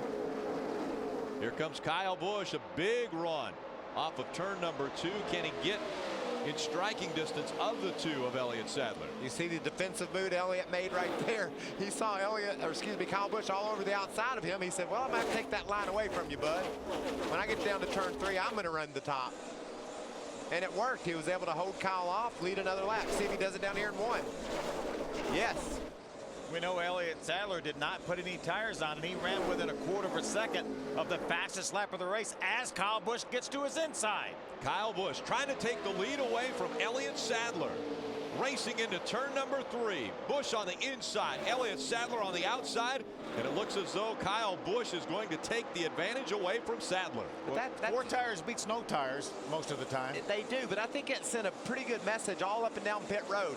No tires later on will probably be okay. You know, if you get in a position where you need some track position, Elliott maintained pretty good versus Kyle.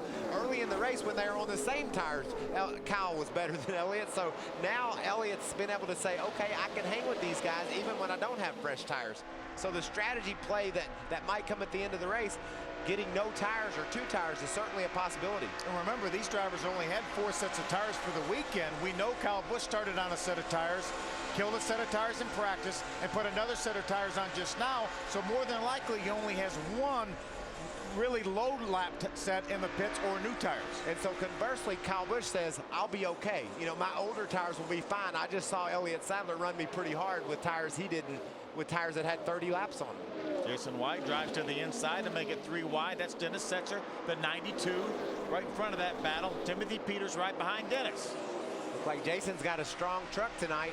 couldn't quite clear Dennis. And look at the momentum on the high side. There goes Dennis Setzer. There goes Timothy Peters. Jason said, man, I had y'all all but passed. Timothy Peters has to stay high as Jason White down at the bottom of the racetrack. Here he comes once again, trying to get back by that 92 of Dennis Setzer. Setzer trying to hold his line. We see Timothy Peters jumping out of line, and here comes the 88 of Matt Crafton. Look at these 6 trucks racing side by side. Jason just says, come on, man, just a half a truck length's all I need, and I'll have it. But he's not going to get it. Dennis will make that big run on the outside. The battle for 7th, left of your screen. James Busher, the 31. Taylor Malsom, the 56. Busher, Jason's going to make it. He is going to be able to clear Dennis Setzer, right side of your screen. That was for 9th. Just in front of him, it's 7th and 8th. That's Taylor Malsom on the outside of the 31 of James Busher. James couldn't quite pull off what Jason did. James got hung on the bottom and couldn't finish the pass. Watch Jason White now. He's got a really good handling truck down on the bottom of the track, driving away from that pack behind him. He's going to go up there and see what he can do with that battle between the trucks ahead of him. David Starr, the 81 truck, pulls to the outside of the 88 of Matt Crafton. Looks like he has him cleared. Oh, and 88 comes back on the inside. Here comes Matt Crafton. Crafton down to the inside of that 92 of Dennis Setzer. Looks like Setzer's the one that's holding these guys up. He's just struggling up on the high side of the track.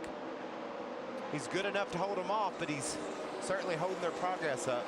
Great run for Taylor Malsom on the left side of your screen. He had a good run on that 31 of James Busher. Here comes Jason White, though. He's closed the gap now, and he'll be battling for that 8th spot. Yeah, Jason drove away from that battle. Now he pulls to the inside of Taylor Malsom in a battle for position. Matt Crafton a little wiggle on the bottom of the racetrack as he tries to get by David Starr. The momentum on the outside gets them back by Matt Crafton. What great racing we have here in the Camping World Truck Series at Charlotte. This is exactly what we thought we'd see. These guys are just dying to go 3 wide. They can't figure out how to do it, but that's what they want to do. 2 and 3 wide. Remember, this back here is 9th, 10th, 11th, 12th, 13th, 14th. You've got a pack of trucks all battling for position. Dennis moves down to the bottom of the racetrack and looks like he's making a little better time down there. The line he was taking certainly wasn't working for him, and he could look in his mirror and figure that out in a hurry. He had them lined up all over him. In his mirror and out his driver's door, out the side window.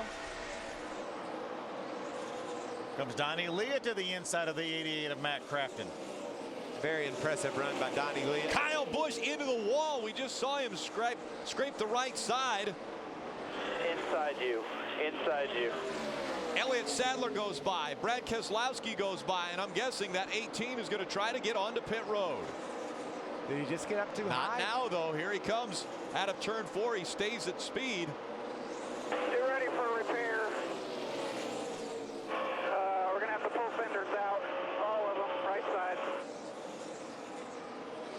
You can see the truck wanting to push now. Norm Benning once again in front of Kyle Busch as he negotiates past him, and we see a battle for the lead. Here comes Brad Keselowski to the bottom of the racetrack. Keselowski trying to get by the 2 of Elliott Sadler. Remember, Brad put 2 tires on his pit stop. Elliott Sadler, fuel only. Both these drivers right now have won in the Cup Series. They've won in the Nationwide Series, but never in the Camping World Truck Series. Both of them trying to join that very limited fraternity of drivers that have accomplished the triple. You know, we heard Kyle Busch telling his crew chief, we've got to pull some fenders out. And the reason why, he's losing his front downforce. He's got his front fender caved in. That's going to make that truck not want to turn in the corners. He's lost all his downforce. Let's see if we can see what happens. Oh, he gets sideways. Big time sideways, and does make contact with the outside wall. Okay, now listen. When he's driving away from everybody, that's why. He's running right on the edge. You can hear the tires squalling. He runs every lap just here, like 2, that. 4 back. Coming inside you. Inside you. A comfortable truck is not a fast truck most of the time, Phil, especially when you got a cat like Kyle Busch who's willing to drive one right on the edge. He was leading the race, driving away from him, and he lost it. Yeah, and does this put him out of contention? No, no, no. Absolutely not. Absolutely not. As long as that fender doesn't rub the right front tire and cause him to have a flat, they'll get this thing fixed up and he'll still have a great chance to win this race. But right now, I'd be a little bit nervous about that right front fender, Adam. not only the right front fender, Michael, but Kyle has also talked about the splitter. He said the right front splitter may be folded under, and that is also the speculation that came from the spotter stand. They continue to monitor the situation, and Kyle just came on the radio and said, I'm sorry I screwed it up, but let's get a plan together to fix the problem. Everyone has stayed calm, and we'll see if they can manage to battle back through this adversity. So again, out front now that Kyle Busch has had problems is the 2 of Elliott Sadler. Brad Keselowski running in second in the 29. Todd Bodine is third. Kyle Busch has dropped back to the 4th position, and Ron Hornaday Jr. in 5th. Here comes Hornaday. It looks like it may have bent that right front corner of the splitter up a little bit. I don't think it folded it under. It looked like it bent it up a little bit. And that will affect the front downforce somewhat. Brett Butler in the 47 goes a lap down. 14th and 15th. Johnny Sauter on the inside in the 13. Dennis Setzer on the outside. They'll have to go by the 90 or the 57 of Norm Benning. Sauter goes up, moves Eric Almirola up the racetrack. 21 of Chris Eggleston right behind those 2 trucks running side by side. Chris Eggleston's doing a great job again, running inside that top 20 and racing with the guy that won the race last week. And Chris is a young man that just showed up and learning about this series, learning how to race these trucks, and we've been very impressed with how he's going about it. Had his career best back in Martinsville earlier this year in 11th. Kyle Busch getting right on the back bumper of that 30 of Todd Bodine. That's a battle for the 3rd position. Yeah, Busch's truck is back up to speed right now. He was the 2nd fastest truck. Wow. Look at that heavy traffic right side of your screen. But Kyle Busch was the 2nd fastest truck on the racetrack 2 laps ago. Look at Hornaday. He's still trying to chew down on the bottom of the racetrack, but Kyle took that truck that he damaged. No rubs. I don't see any. Do you smell any? And is running it right outside, right out by the wall. There comes Ron Hornaday to the inside. He's trying to take 3rd away from Todd Bodine. Right there, 1st, 2nd, 3rd, all time in wins on mile-and-a-half racetrack. Todd with 10, Hornaday with 9, and Kyle with 8. You know, Phil, my experience here at Charlotte is if you are tight, there's a little bit more grip. Your truck will free up if you go right out next to that outside wall. So I think Kyle found that line, started running high. It helped his situation with the damage to his truck. But then when he got going up there, he found Todd in his way. So now he's going to have to try to figure out if he can get to the bottom and get around Todd. That was able to use that pesky mirror to see where Kyle was running. Elliott just went by his brother Hermie. Side by side for 3rd. Kyle Busch to the bottom of the racetrack, trying to get by the 30 of Todd Bodine. Looks like he and Hornaday both are going to try to do that. Kyle makes it. Hornaday's watching this. So Todd Bodine drops back to the 4th spot, Adam.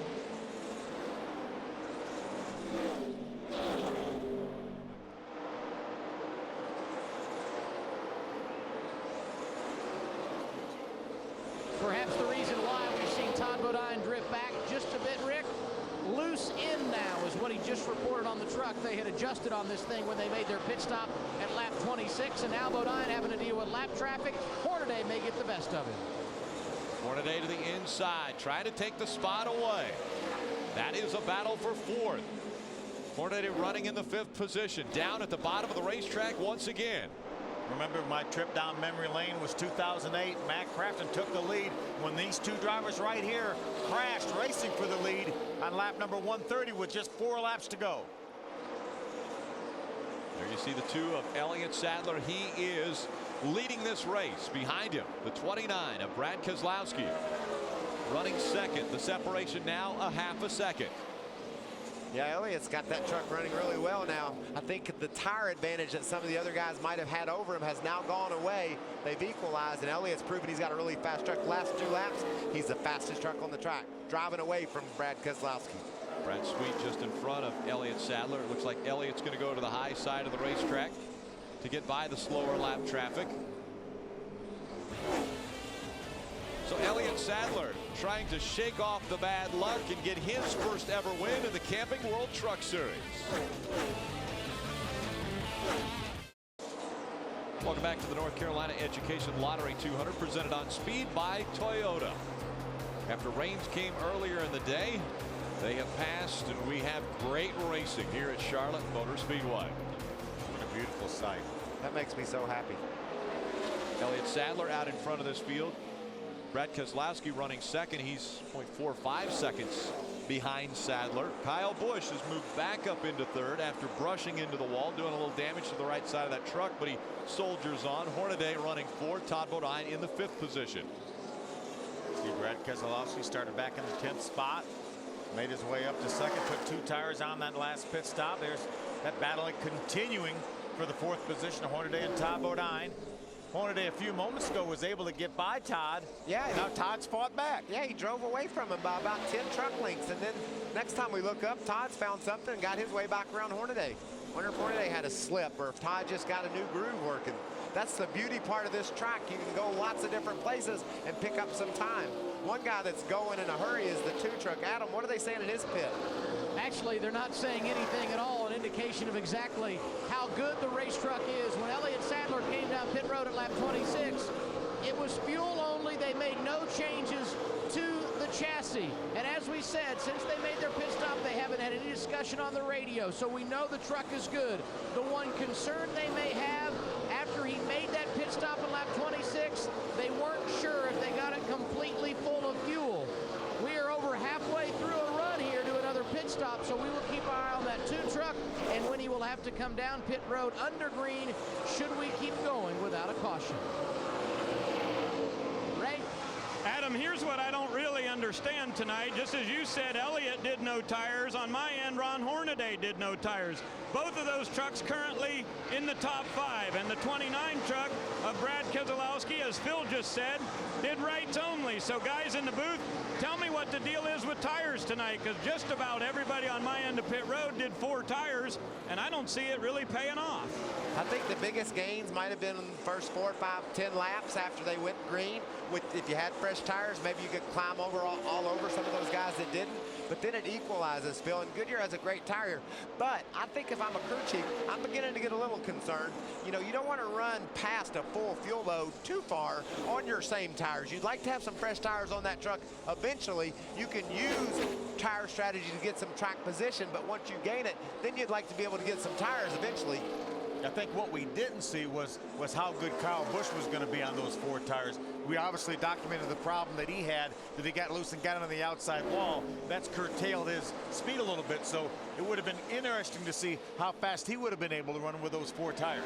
We talk about seat time for Narain Karthikeyan. How about that moment he just had on the outside of 3 wide, and then on the inside of him was Ron Hornaday and Todd Bodine going by.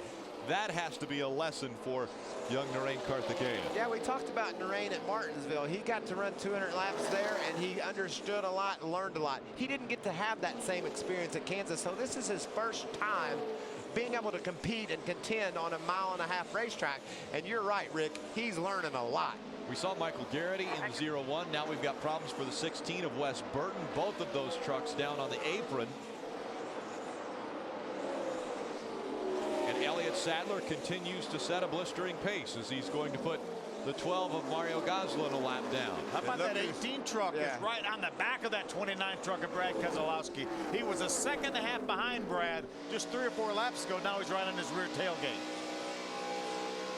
Kyle Busch riding along with him. There you see the difference between himself and second. Kyle goes to the bottom of the racetrack. Brad stays up high. They will have to negotiate through the slower lap traffic. We'll see who does it best. Pretty heavy traffic right now. Elliott Sadler has made his way through most of that traffic. Nelson Piquet Jr., the 15 truck on the inside. Brad's going to go around the outside of him. Now Kyle's going to go to the inside. Kyle goes to the inside. He sees it opening. Nelson Piquet slowed. That slowed down the 29 of Brad Keselowski, and right by goes the 18 of Kyle Busch, taking second away from Brad Keselowski. Boy, Kyle used that traffic. All the way. That's good. Used that traffic to his benefit right there. He got Brad hung up behind the 12 of Mario Goslin. And Brad's still hung up in that traffic. And Kyle, look at the big advantage he gained over Brad by clearing the traffic sooner. He's got his sights set on that green truck. 2 trucks up ahead. That's your leader, Elliott Sadler. Kyle Busch sideways in the center of 1 and 2. Hit the outside wall, fell back to 4th, but he's rallying back. And how much is that in the back of your mind? Okay, I know I have a little bit of damage to the right side. I don't believe I have a tire rub, but boy, you talk about it. The right front tire goes down on a truck at this speed, you're going to hit the wall hard.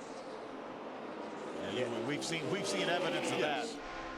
It can be a left front tire go down and you can hit the wall hard. You just hit it harder with a right front tire going down. Timothy Peters following along behind Mike Skinner. You see Jason White just up ahead. He just passed Skinner for that 6th position. Great run for Jason White. Timothy Peters trying to follow through. Here comes Hornaday going to the inside of the 15. And here comes Elliott Sadler onto pit road. Could this be a situation where they didn't know if they got enough fuel in it? More tires, guys. No changes. We're going on the jack, Elliott. Go on the jack. Adam Alexander. We talked about the fact, as you mentioned, Rick, they may be short on fuel, and that would indeed be the case. The pit window somewhere 55 laps or a couple north of that. This pit stop coming at lap 67. He's only been on track 21 laps since they made their pit stop under caution. Butch Hilton calling for 4 tires on this stop. They will make no changes. He didn't take tires when they pitted the first time around, and now the only hope for Elliott Sadler here is that we stay green and it cycles through, but only 41 laps on this green flag run for Elliott Sadler. And you know, like I said, guys, I don't think you want to go 2 full green flag or gas stops on your same tire. So stopping a little bit early, maybe being a little bit low on gas, that's an okay thing. This thing cycles back through. He's going to be in great shape. Oh, yeah. And you know, with the Aaron's Lucky Dog now on the double foul restarts, we documented that at Dover last week. That has changed so many ways about how you play this race. Yeah, you can get a wave around too. So if you got to pit a little bit early and the caution catches you, you'll take that wave around and be right back in the game. But look who's leading the race. Kyle Busch back out in front. Brad Keselowski runs second. Hornaday, Bodine, and Jason White are your top 5. Kyle Busch looked to be the dominant truck, but a rare mistake into the wall, and he's battling back from it.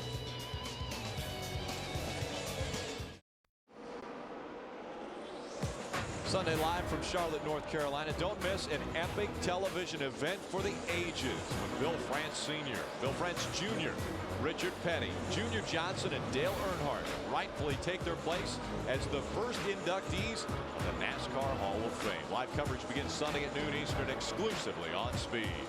You know, we talk about one-of-a-kind events. Well, that is going to be one-of-a-kind. There's never going to be another first-time induction into our Hall of Fame.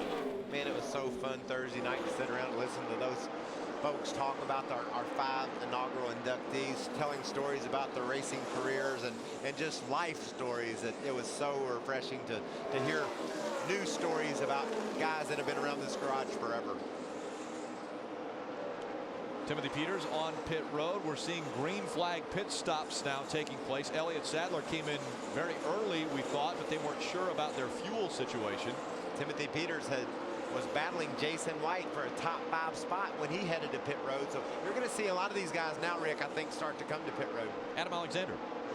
This would be about the earliest we would anticipate guys coming under green. It's been only 50 laps, and the word we got in the garage area, 55, 57, 58, the number of laps you could go on a green flag run. Timothy Peters getting his service here at lap 76, 4 tires fuel, no changes, and if it cycles through, he'll be battling for a top 5 position.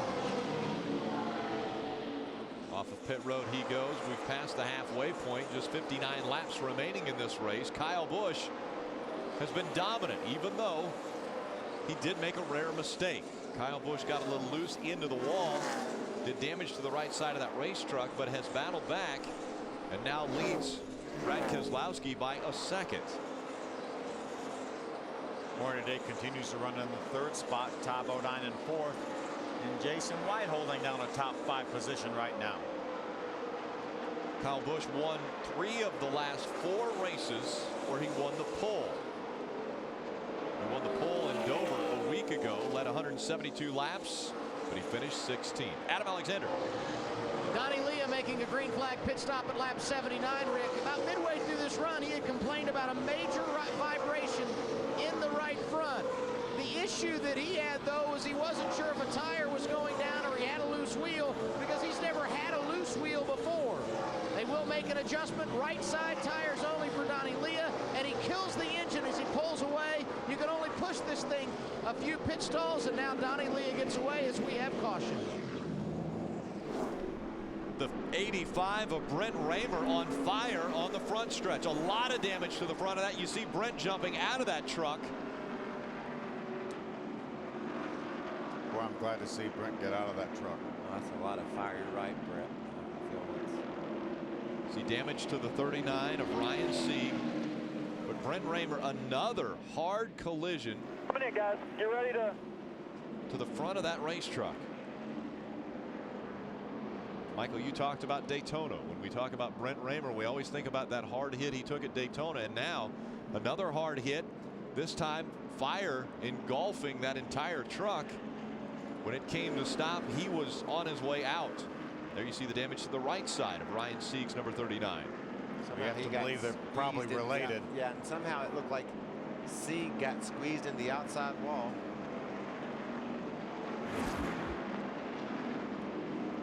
Middle of your screen, that's Brett coming off of turn number 4. He just caught on fire, just simply caught on fire there. And it looks like it's inside the driver's compartment. Wow. Had to have a fuel line rupture or something like that, Michael. Had to be. Look at all the fire inside that cockpit. And then he hit the wall on top of all that, Phil. That's just so scary. It's so good to see Brett Raymer jump out of that truck. You don't think that engine just hand grenaded, do you? Well, there was no smoke. There was just fire. Why the fuel fire like that? That looked definitely like a fuel fire. More than an oil fire. More than an oil fire. There was no smoke. Yeah. There's contact to the front of the truck after the fire broke out on this truck. Looked like Brett did a smart thing. Like he tried to get the thing spun around backwards so that fire would blow away from him, but wound up hitting the wall a little bit, but walks away. You're right, Rick. We talked about that crash he had at Daytona. I've never seen anything any scarier than that. I mean, that was a terrible wreck. And then, but this one rivals that with that fire like that. Certainly does, Phil. Ray, a couple trucks came down pit road. Well, yeah, just to let you know, the 5 and the 88 had already come to pit road, were actively in their stall and had begun their pit stops just as that yellow flag started to fly. Matt Crafton had a little bit of a bounce in the right front. He said, I've got to pit this time by. So they physically came down pit road, I believe, on lap number 80, doing 4 tires for the 88 truck for Crafton.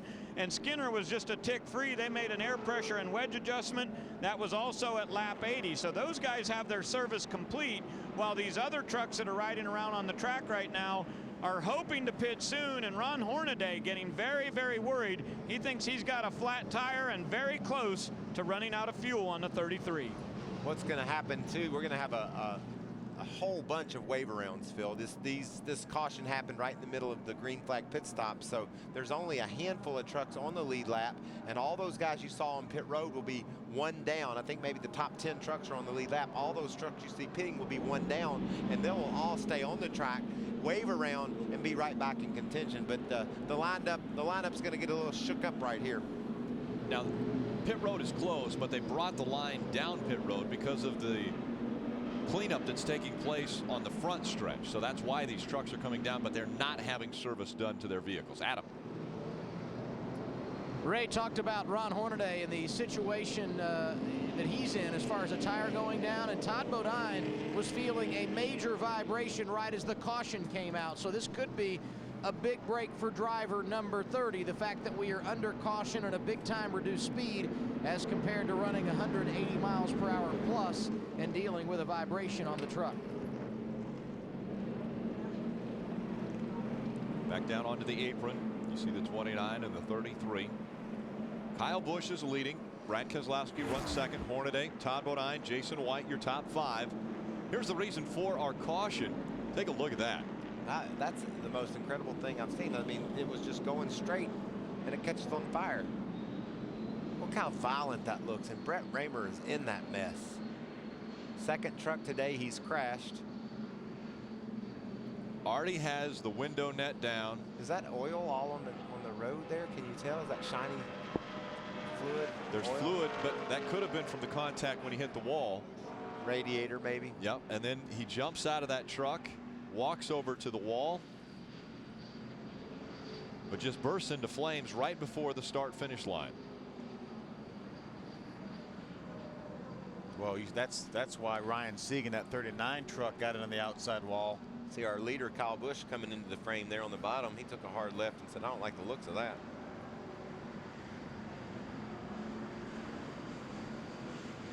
So the safety crews are cleaning up this area just past the start-finish line in the quad oval. Tough day for Brett Raymer. Well, sure it was. See the sponsor on the side of it, BrettRaymer.com. That means he's paying the bills mostly himself. That's exactly right.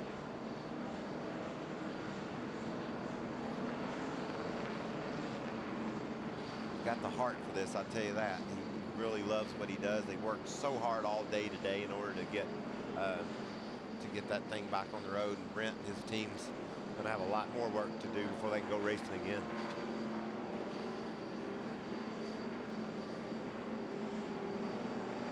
Looks like the pit road's going to open up. Pit road is going to be open this time. See if Kyle Busch comes onto pit road. He will lead the field onto pit road, right? Crew members from Brad Keselowski's Nationwide Series team mostly making up this group, and he is going to come in. They're going to make an air pressure adjustment on the right sides. Remember, they did 2 tires only on the first stop. It'll be a 4-tire stop this time. Adam? Kyle Busch coming down pit road for his second pit stop of the evening. He said, I don't mind sacrificing track position. Just make sure you fix the damage. He will get 4 tires. They will top off the fuel tank and make sure they repair the right side. Ray? Hornaday had said it was such a surprise to him how the tires just gave up all of a sudden on a lap. So they're going to do 4 tires for sure. Remember, the 33 truck was one of those guys who went with fuel only on our first round of pit stops that happened at lap 26. Todd Bodine looks to have won the race off of pit road, and they continue to work on the 18 truck. Yeah, I wondered, Phil, how much time they were going to spend working on that truck, considering he was the fastest truck on the track and driving away from the field there. But they decided that it was more important to get that damage squared away so that he can go back at it like he started the race. We heard the words from the driver and the truck owner. Take as much time as you need. I don't care about the track position. Just fix it right, Adam. And the crew chief, Eric Phillips, told him under caution as well, Phil, if we get this fixed, you will win this race. And they agreed. We don't need to make multiple trips down pit road. Let's fix it all at once, go out, find our spot in line. And now I think we're getting ready to see the show. And remember now, we're only showing 50 laps to go. That means these guys are in their window to make it the rest of the way. Check this out. Problem for one of the pit crew members. Watch the rear of the truck right there. Oh. You can see he was on that paint, the yellow paint, probably a little bit moist in the night air, a little bit slippery, and lost his balance. Yeah, you see how much longer it took him to change the rear tire than the front tire. Just a couple seconds, but that was the difference right there. So this is our 3rd caution of the night, and this one was a fiery crash. The fire came before the crash for Brent Raymer. He is safely out of that race truck, and they continue to clean up.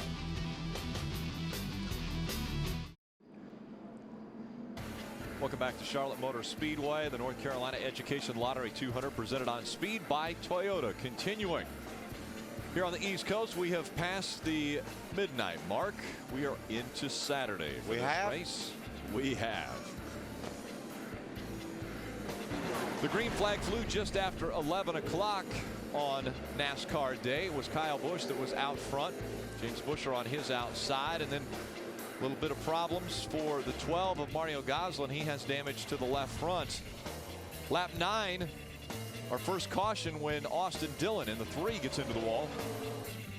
See Mario Gosselin loses some debris there from that damage from that earlier flat tire. Yeah, his left front tire had blown out right when that caution flew, so the lucky break for him, although it didn't look much like luck, it was. Nelson Piquet Jr., the 15 truck, gets loose, takes Wes Burton, catches him in the left rear corner, turns him around. Now watch this. For the lead as Kyle gets into the wall. That's the guy leading the race comfortably, but that's how hard he's driving to lead this race. Does some serious damage at the time, we think, to the truck. But what's he do? He just rebounds and goes up and grabs the lead. Elliott Sadler wasn't sure that he got his truck full of fuel, so he gives up the lead to come to pit road right here. And then the fiery situation for Brent Raymer coming across the stripe. The truck bursts into flames. He gets into the wall and then jumps out of that truck very quickly. Todd Bodine out in front. He won the race off of pit road. We've had 4 different drivers out front. The lead has changed 6 times. Only 3 cautions for 16 laps and only 2 trucks out of the race. Check out this big wave around we're fixing to have, guys. New to NASCAR race in 2010. When there's 1 to go, if you're positioned ahead of the leader, you're able to drive around the pace car and go all the way back to the back of the field. It cleans up the restart. What a smart move by NASCAR. You're going to have the leader, Todd Bodine, right at the front of the field, but yet these other guys are going to come all the way around and be a part of the tail of the field and still have a chance to get a great finish. What it did 2 things. It gives more guys, puts more guys in the race, but secondarily, people didn't understand why the leader wasn't leading the race. There was 8 or 10 trucks in front of the leader at times because of the restart procedures, but now it's cleaned up. The leaders are up front, the other guys are around and got their laps back. You're exactly right. The 88, the 5, the 21, the 2, the 17, the 92, the 47, and the 07 all were wave arounds. So a lot of trucks taking advantage of that new rule. Remember the old double file restarts where we'd have lead trucks on the outside, lap down trucks on the inside. You could be running 10th in this race and you essentially would restart 20th because you had 10 lap down trucks on the inside. Here they all come. Look at, I mean, it's like a gold rush. Yeah, they're like, oh wow, we're gonna get around these guys and come all the way back to the tail of the field. That's a great thing for the sport, I believe. I think it makes it much more simple for the fans to understand why the leader's right behind the pace truck where he belongs and why these other guys were able to come around to the back. So Todd Bodine looking to make it 11 wins on 1.5-mile racetracks, but he's never won at Charlotte Motor Speedway. He'll bring the field to the green flag. Just on the inside, Hornaday Jr. starting second. Green flag back in the air. Nor has a Toyota ever won at Charlotte Motor Speedway. Look at Jason White jump to the inside of Brad Keselowski to take over that 3rd spot. And Hornaday gets by the 30 of Todd Bodine and takes the lead down the backstretch. Hornaday also has won at this racetrack 2 times. There's Kyle Busch in the 18, trying to make up some positions that he lost on pit road. He's going to make them up in a hurry too, Rick. He's stuck to the bottom of the racetrack, trying to get around the 51 of Eric Almirola. NASCAR notifying the 50 and problems for Ryan Sieg in the 39. He ducks onto pit road and he is not slowing down. Back it down, back it down. Sure, his brakes are shot. Come on, buddy, slow down. Yeah, he's trying to get her woed. More than likely, he probably had some sort of a rub after that incident. He hit the outside wall trying to avoid Brent Raymer. And that damage blew out that right front tire, and he hit it again, this time more significantly. Looks like he's mad. Take it easy, easy. That's great advice. Take a look up into the wall. The 39 goes. Yeah, the right front tire goes. You're just along for the ride. So caught a glimpse of Austin Dillon back on the racetrack after his left rear tire went down and put him in the outside wall on the backstretch early on.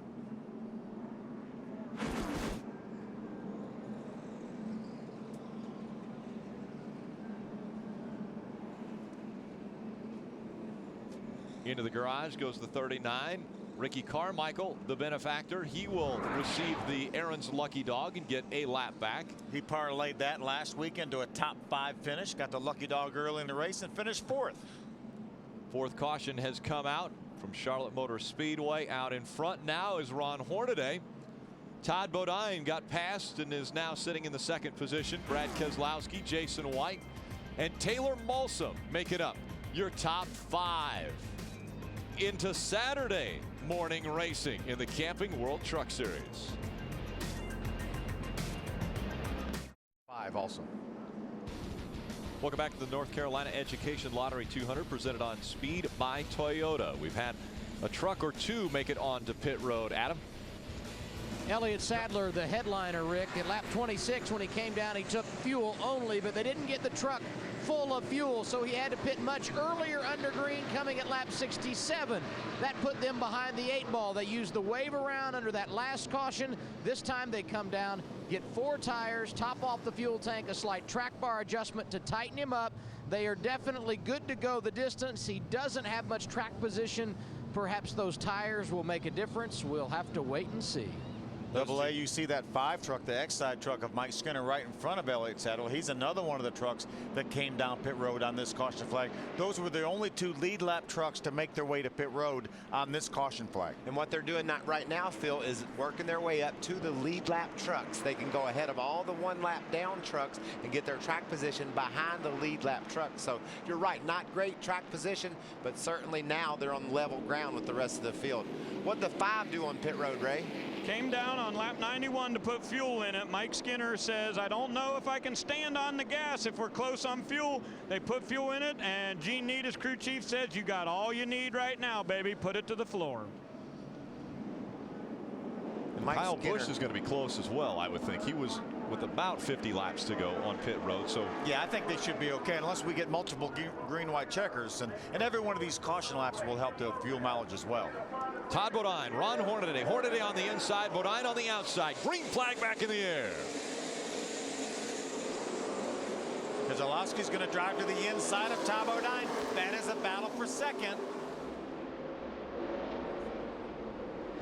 Brad Keselowski trying to take second away from Todd Bodine as they go down the backstretch. Bodine with the momentum takes the second spot back. They fan out as they go into turn 3. 3 wide. We caught that at the same time, didn't we? In stereo. Hornaday leading the pack out of turn 4 through the quad oval.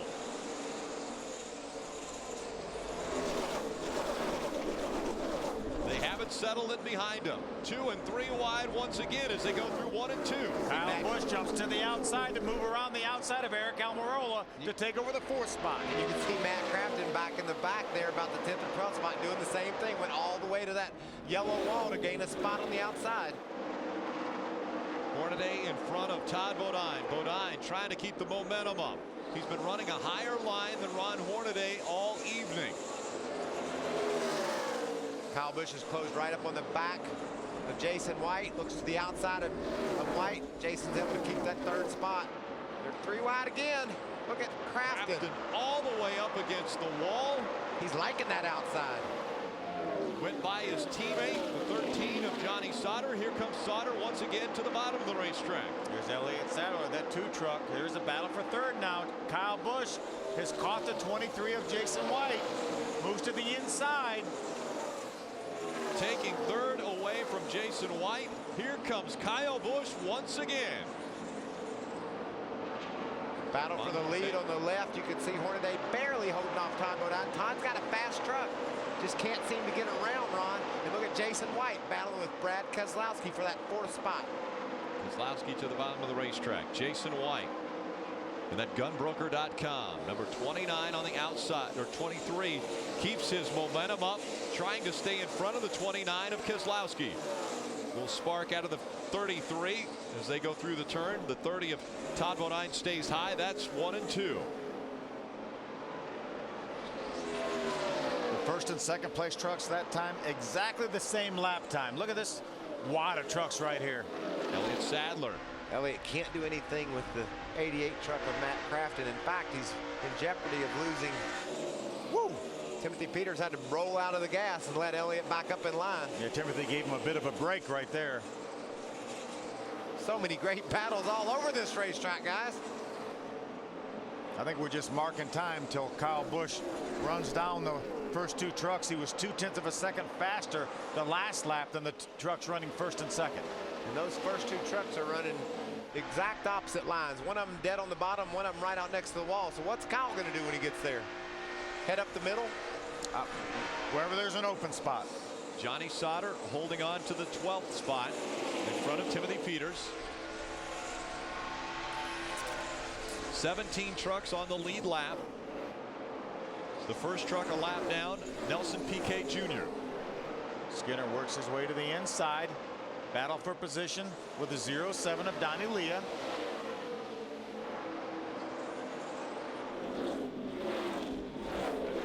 Things taming down a bit on the racetrack. We only have a handful of side-by-side battles right now, as opposed to the whole field. Donnie Leah in front of Mike Skinner now. Donnie grabs the 14th spot ahead of Skinner. I'll get to the bottom, bud. Clear by 2. Once again, we saw this earlier. Phil, you pointed it out. The 3 trucks that have been dominant on this racetrack are the best on mile-and-a-halves. Hornaday, Bodine. It may not be a coincidence. It might not be a coincidence. It definitely isn't. Look at that last lap for Kyle Busch. 2.5 miles an hour faster than those trucks running first and second. His truck will change a little bit, though, Phil. He's had perfectly clean air, taking advantage of the aerodynamic downforce that he's creating as he's catching these guys. But his truck will go away a little bit when he gets there, but he's so good. I'm sure he can overcome it, but it's certainly going to be something he'll have to deal with. Might have to change his line a little bit. The truck will definitely have a different feel as he closes in on the back of these two. If those trucks stay on the bottom of the racetrack, then he may elect to go way up top to try to get away from the air, or vice versa. You know, a truck that we haven't talked about a lot, which we did at the beginning of the show, was our most recent winner, Eric Almirola. He's already back up into the top 10. He's running in the 6th spot now. Got way high that lap down there in turn number 2. Kyle Busch now is moved to the inside of Todd Bodine. That is a battle for second. Trying to keep the momentum up. Todd Bodine on the outside. Here comes Kyle Busch once again. You're right, Phil. You said it was just a matter of time, and that time is now. He's got the 2nd spot. He's got a sight set on Ron Hornaday. Can he clear it, Todd? Yeah, he gets up to the top side, gets that position away from Todd. Now he's going to go after Hornaday. Elliott Sadler in the middle. Timothy Peter on the inside. Taylor Malsom on the outside. 3 wide. Elliott just has a lot of trouble getting through traffic. You know, he gets pinched down to the bottom even though he's faster and he can't complete the pass. That has a lot to do, I think, Phil, with the fact that Elliott's just not that familiar with these trucks. He doesn't know exactly what to expect when he gets on the inside of another truck, so he's got to be extra careful. And when you're extra careful, oh, where'd Todd come from? Todd Bodine battles back on the inside of that 18, trying to take second back. We talked about how good Kyle Busch was. There's the momentum once again. He surges by Todd Bodine on the outside. Not tight enough.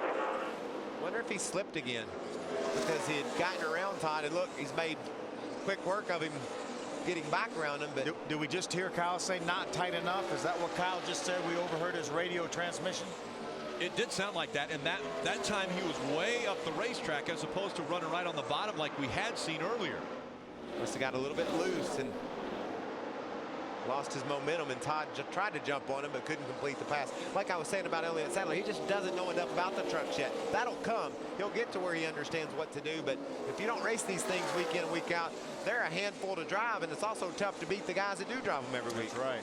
Right now, Ron Hornaday, the all-time winner here in the Camping World Truck Series. Look at that run Kyle Busch has, though. Look at the momentum he gained on Ron down the back straightaway. Right by Terry Jones, and here he comes. Trouble for Brad Keselowski. He's on the apron now. Looks as though he'll be making his way onto pit road. Well, he keeps his momentum up and comes back out on the racetrack coming out of turn 4. I wonder if that might have been an ignition problem, and maybe he switched ignitions and it refired. Decided to pull back on the racetrack. Something's still wrong with it, though. So I thought the same thing, Phil, but I think looks like he runs fast through the turns, and then there isn't any speed on the straightaway. Like maybe something broke. Yeah, it's broke. Yeah. Mechanical issues claiming Brad Keselowski Kicked tonight. out of gear. Popped out of gear and oh, Dennis Setzer. Hard contact in the 92, the right front and right side of that truck, heavily damaged, and the caution comes out once again, the 5th caution of the night. Taking it right to the garage.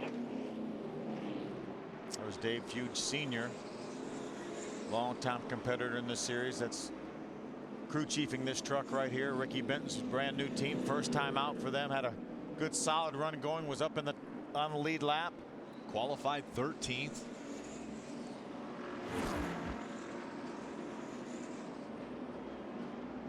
The top of your screen, obviously, looks like the right front tire went down on Dennis's truck, and pretty hard contact with the outside safer barrier. He was right down on the bottom of the racetrack too. The worst place, obviously, to be when you blow a right front tire. If you run that high line, when the tire blows, you don't have that. You don't get all that momentum into the outside wall. Dennis was down on the bottom and made a right-hand turn. It looked like up across the track. Problems for the 21 of Chris Eggleston. Like a flat tire too. Kind of looked weird up there. In the Yeah, front, it looks though. like something, maybe a hub or something broke. Crawling. He's crawling to come in. Now again, this is the 5th caution. 2 cautions earlier was the 85 of Brent Raymer as he came out of turn number 4 and came into the quad oval, just burst into flames in that number 85. Brent hard on the brakes, got turned around into the wall, and then quickly was able to jump out of that race truck. And now we go down as we see Brent Raymer jumps out of that race truck. And now Ray Dunlap is with him. And Rick, the good news is he's come out of the infield care center. Are you okay? First question. Yeah, I'm fine. Second question is, are you tired of making our highlights? Because at Daytona, one of the hardest hits I've ever seen, and this weekend, a pair of them.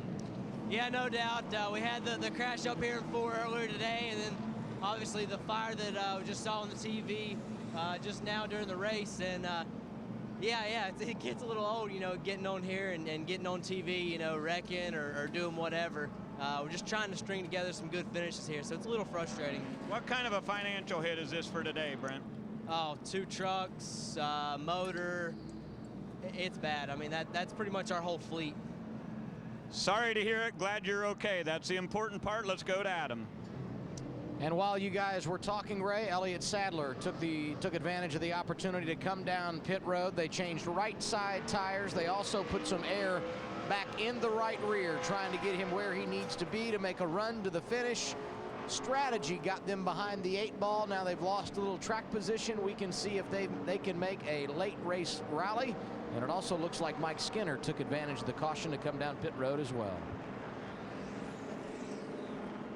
Aaron's lucky dog goes to the 15 of Nelson Piquet Jr. So Nelson Piquet will go back onto the lead lap. That puts 18 trucks on the lead lap.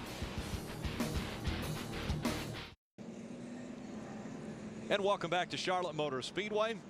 The North Carolina Education Lottery 200 presented on Speed by Toyota. That is a shot of the pace car. Now we have seen some amazing things already tonight. The pace car has a flat right rear tire. We don't see these things normally, but tonight we're seeing all sorts of things. You remember at Talladega that one time when someone stole the pace car right before the race? And they made a blockade across the 4th turn to make him stop. And they got him out of the truck, got him out of the car. Check out our pace truck. We now have a pace truck. A little Tundra. We talk about a Toyota never winning here at Charlotte Motor Speedway. We have one pacing the field right now. Randy Kaiser is our pace car driver. He's looks to have gotten into a different pace car, the backup pace car. Yeah, he's down in the Cup garage.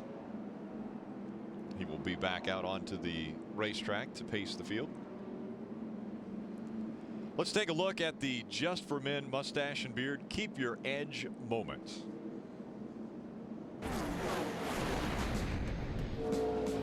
Kyle Busch gets a little bit loose, gets into the outside wall, loses the lead that he had from the very start. But he fights back, gets by Brad Keselowski in the top 5 position. Another view of him passing Brad Keselowski. Then Elliott Sadler decides to come to pit road on the green flag pit stop, and Kyle takes over the lead. Came all the way back from hitting the wall to the lead under the same green flag run. Then they came to the pit, got the thing tuned up, and drove it right back to the front. Fixed that right front damage, gave up all his track position because he knew he could get it back. That was the Keep Your Edge moment presented by Just for Men mustache and beard. So Kyle Busch running second to Ron Hornaday. Todd Bodine running third. Jason White and Eric Almirola rounding out the top 5. New pace car. Ray Dunlap. Well, guys, I thought it'd be interesting to do a little comparison between these two drivers of Kyle Busch and Ron Hornaday. We've seen them run side by side in so many races. So who do you call? Well, you call Russell the stats guy. And he told me that these two have competed against each other in 66 races. Kyle has gotten the better of that 42 times. How many wins in those races? 17 for Kyle and 8 for Hornaday. You know these two are very tough competitors, and we see them up front a lot. It'll be interesting to see them give it a go tonight here at Charlotte. Hornaday and Kyle Busch, 1 and 2. Now, we've seen Hornaday get aggressive on the racetrack in the closing laps. So does Todd Bodine, who's sitting back there in third, see these two and think, well, I might let them battle it out, and then I'll try to take advantage. That's all coming up here on Speed as Hornaday, Kyle Busch, Todd Bodine, Jason White, and Eric Almirola are your top 5. Look at the crowd that has stuck around to enjoy the finish. Truck Series is presented on Speed by Toyota. Brought to you in part by the North Carolina Education Lottery. And by Camping World. Visit Camping World RV sales for the largest selection and best values on toy haulers. You know, we talked about Kyle Busch pitting with 50 to go, be in pretty good shape as long as there isn't a green-white checkered or two at the end. But in order to make sure he's prepared for that green-white checkered, if that is the case, watch what he's doing here. Getting a little bit of a run. Shutting his motor off and coasting. Maybe go about a quarter of a mile at a time. You do that 4 or 5 times, you got a mile of gas. You know, it doesn't take long to make a whole lap up. That's right, just saving every ounce you can. That's a great way to save fuel and make sure you're doing all you can in order to make sure at the end of the race you've got enough gas to get to the finish. Remember, these are 24-degree banks just like Dover. Now we have flatter straightaways, but we get down towards the end of this, we got right now 18 laps to go. If we get down with a caution inside of 10 laps to go, we may see these guys run around on the flat of the racetrack to try to keep that fuel over by the pickup. Now, Ron Hornaday is the restart king. We've said that a zillion times, but lately Kyle Busch has been the restart king, and he was running second when the caution flew. He's driven on the outside of Ron Hornaday now. Let's see if Ron can show Kyle that he's still the man. Remember, Kyle is not supposed to beat Ron to the start-finish line because he's a second-place truck right now. Ron Hornaday still winless in 2010. The furthest into any season Hornaday has gone without a win was race number 7. This is race number 7. Tonight is race number 7 of the 2010 season. We'll see if he can keep the streak alive, get back into victory lane. Green flag back in the air. Hornaday and Busch side by side as they go through the quad oval and into turn number 1. Call it dead even right now. Those two drivers aren't going to back off the throttle. Todd Bodine at the bottom of the racetrack. He's running in the 3rd position. Who's he going to follow? Looks like he's going to try to fly up to the outside of the track and get behind Kyle Busch. Kyle's got that preferred line on the outside. He's going to take the lead for Ron Hornaday. Eric Almirola in the 51 slides up the racetrack back in the 5th position. 3 wide at the start-finish line. Peters on the inside, Crafton in the middle, Balsam on the outside. Keep her up high. Taylor looked like he tried to come down the hill a little bit. Wasn't a whole lot of room to do that there. A couple trucks down there. Look at that. 4 wide. Elliott Sadler goes on the outside. Johnny Sauter on the bottom. Timothy Peters in the middle, as well as the 88 of Matt Crafton. Somehow they made it. Somehow they made it.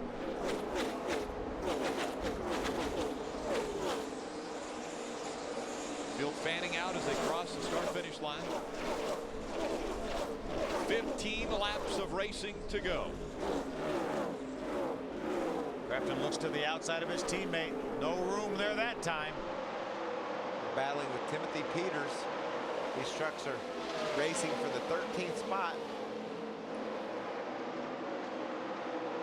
There's the distance between 1st and 2nd. Kyle Busch has put 0.6 of a second between himself and Ron Hornaday.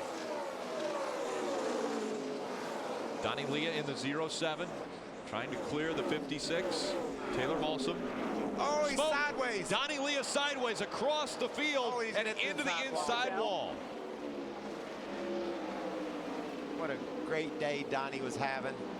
Qualified up in the front 2 rows. Right up front. Solid run going, and it looked like it just got loose with him coming off turn 2. Couldn't tell if there's any contact or not. Eric Phillips is saying, okay, I'd rather not seen that. Yeah, that's not exactly something we wanted. Had this squared away, I believe. Yeah, the truck was running well. I had some space between myself and Hornaday, who I know is good on restarts. About a half a second lead on Hornaday when the caution flag came out. And this is going to have to do it again. It's going to take us down inside 10 to go. Thing, just look at it, steps out on Donnie. He held onto it for a long time. Elliott Sadler get by on the inside. There's Taylor Malsom. Great job by Taylor smoke right now.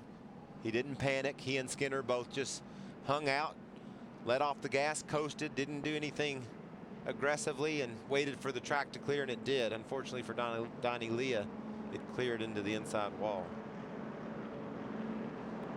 So our 6th caution of the night. This time it's Donnie Leah that brings it out, and it's a 1-truck incident.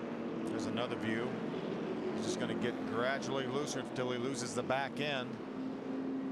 Watch this now. When he hits the inside wall with the front of that truck, he's on the brakes. You see him holding the throttle, nailing the throttle to keep that truck from back into the outside wall. Now he's holding the brakes. He makes contact with the inside wall, and he's holding the brakes. But when he's going to let off the brakes, and then the truck is going to back in to the inside wall. Had he not let off the brakes, he wouldn't have had any damage to the back of that truck.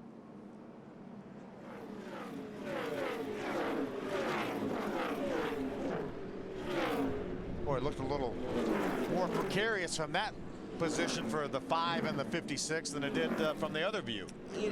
You know, and Donnie'd probably been halfway that sideways 5 or 6 other times during the course of this race. There's just such a fine line between hanging it out a little bit and being able to steer through it, and when it goes over that and there isn't any saving it, and that was the case there. Once it steps out that far, there just isn't any saving it. Narain Karthikeyan, number 60, will be the Aaron's lucky dog. Another impressive run for Narain Karthikeyan. He's up in the top 20 right now. He will be one of 17 trucks on the lead lap when we restart this race. Just sucking up knowledge, learning everything it takes to race here on a track and in a situation that I know he's never seen before. This is fun to see Narain hanging in there and getting some valuable experience. Aaron's helping him out with a lucky dog there. Adam Alexander.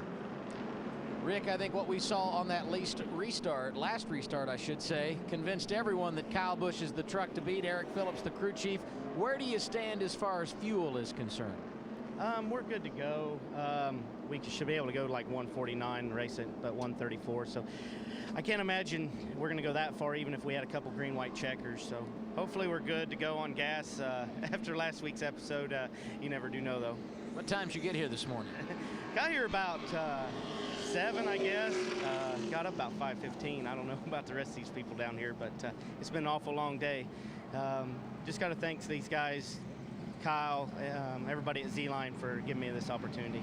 If you get the win, he'll be in a good mood. I think you should ask him to pay you time and a half today, all right? I'll see if I can get time and a half for these guys out here. They worked double time on that last pit stop to fix this thing and get him back up where he's at. So maybe we can get them a little double time tonight. Thanks, Eric. Kyle Busch behind the wheel, out in front of this field.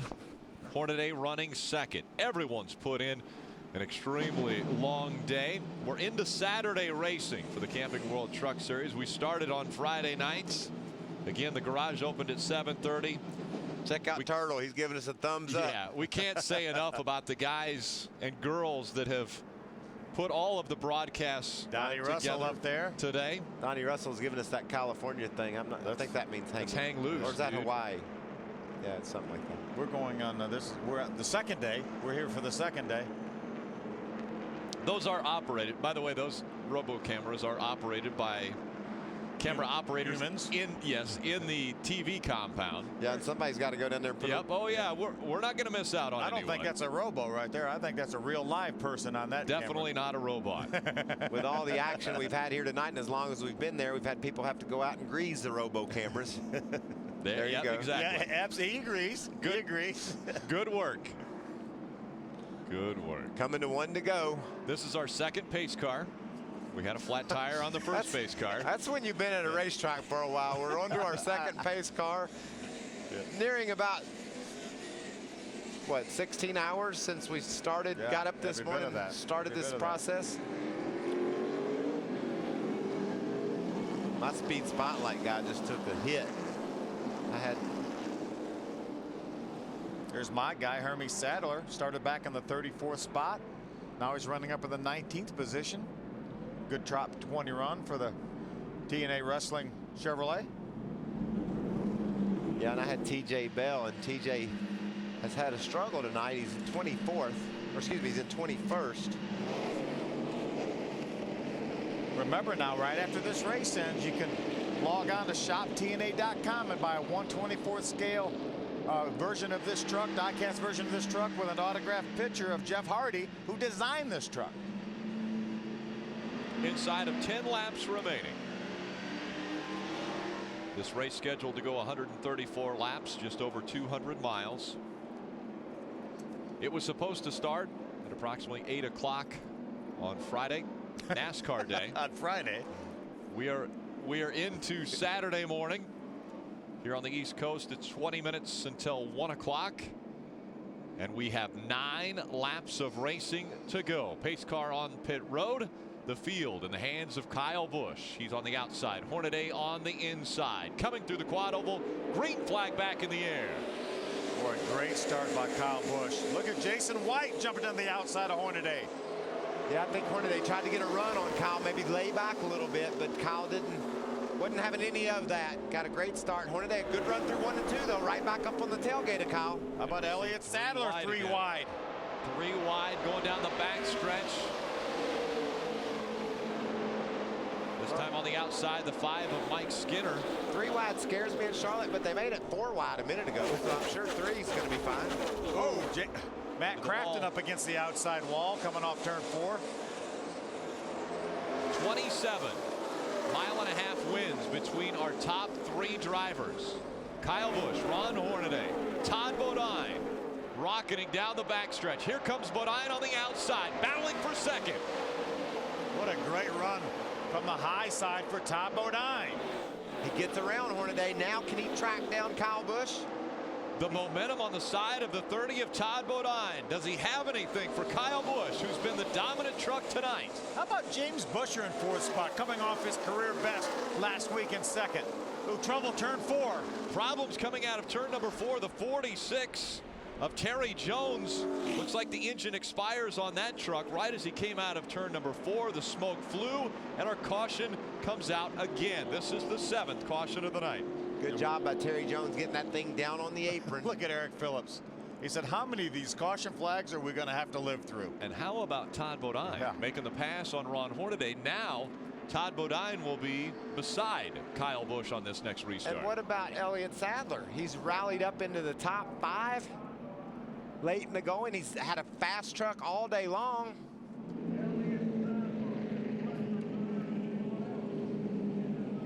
Aaron's lucky dog goes to Jennifer Jo Cobb, so she will receive a lap back.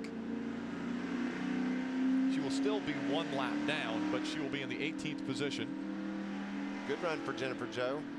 Yeah, top 20, solid run anytime.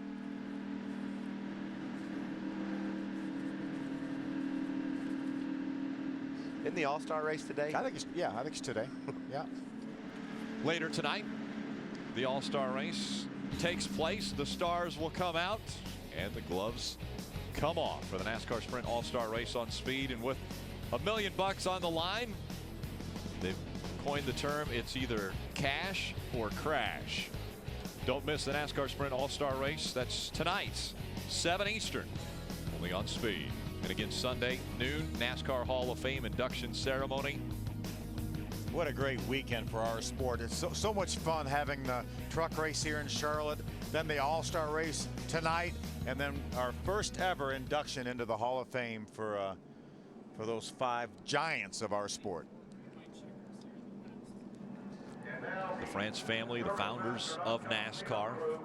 Richard Petty, Junior Johnson, Dale Earnhardt had a chance to hang around last Thursday night, and celebrate those guys' lives and their contribution to our wonderful sport. The pit crew competition downtown, where the men that go over the walls and service the cars that'll be racing tonight in the All-Star race, that was a special day. The fact that we're able just to celebrate our sport for 10 days, 2 weeks here in Charlotte, the home of NASCAR. It's a great feeling. Well, we know it's been a long day and a long race, but I want to take a look at our Dodge save of the race, and that would have to go to Taylor Balsa. Watch the 07 here, Donnie Leah. He's going to get loose. Spins out right in front of Taylor Malsom. Taylor couldn't see a thing because of the smoke, but he had the presence of mind just to stay where he was, stayed in line there, didn't panic, didn't slam on the brakes, and drove right by when the smoke cleared. That was our Dodge save of the race for Taylor Malsom.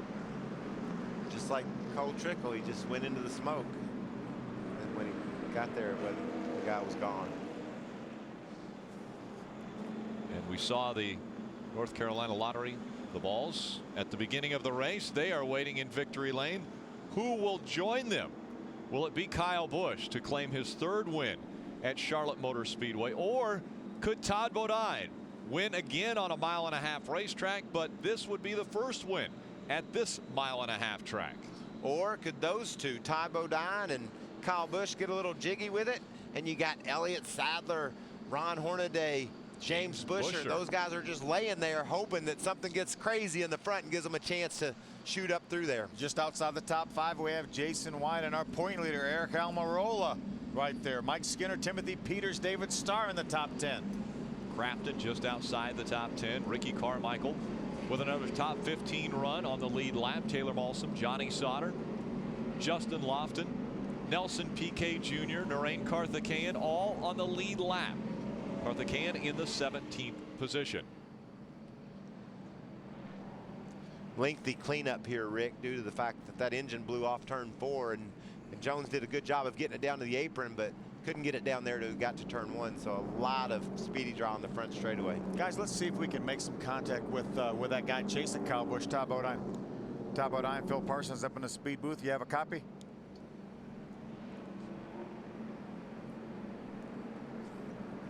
Todd Bodine, Phil Parsons up in the speed booth. Todd, you have a copy?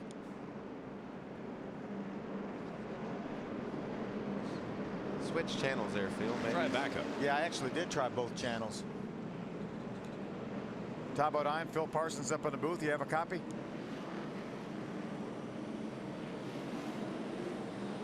He would say Philzy if he heard you.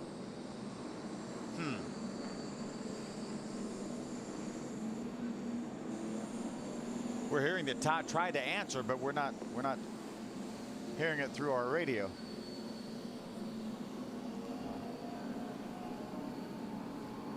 Let's give it one more try. Toddley, Phil Parsons, can you hear me, buddy? I got you, Filthy. There we go. There you are. What are you going to do to get by that 18 truck? Looked like you had a great run on the outside to get by Hornaday. You have something for that 18 truck? Well, I don't know. We've overcome a lot tonight on the setup, really tight off, and the only way I can keep any momentum up is get around the outside. So, if it works out that way, great. Obviously he's taking the outside here, knowing that. So we'll just see. We got a great Tundra. Got to get a good finish here. All right, buddy. Have a good one. I'll finish it off. It's pretty cool checking in with white checker. Go get him. Checking in with the guy battling for this win right here before he goes back green. Got his feelings. He doesn't like his setup so much, but he's overcome a lot. Grabbed 2nd place from Ron Hornaday on that last green flag run. So find out if he can do anything with Kyle Busch. And in manufacturer's terms, Chevrolet has been dominant here. They've won the last 6 races out of the 7 races that have been run. Toyota's never won. Ford's never won at this racetrack.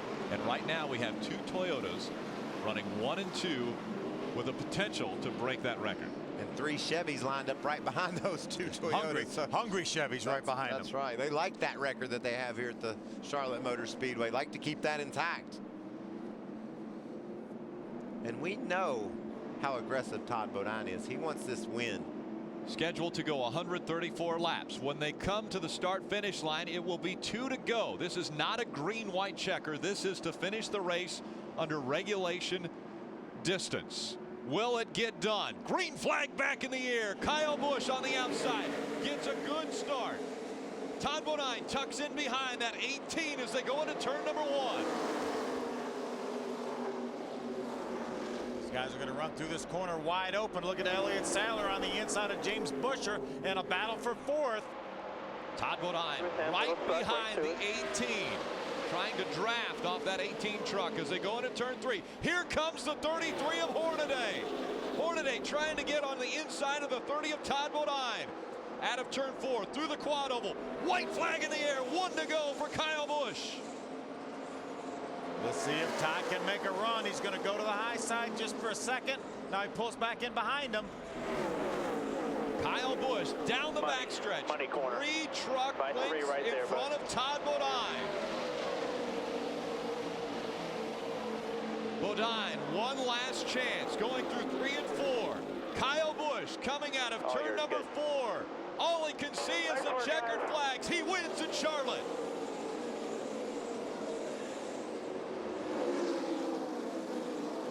Kyle Busch, your winner. Thank you, Kyle Busch. He won by 0.2 of a second.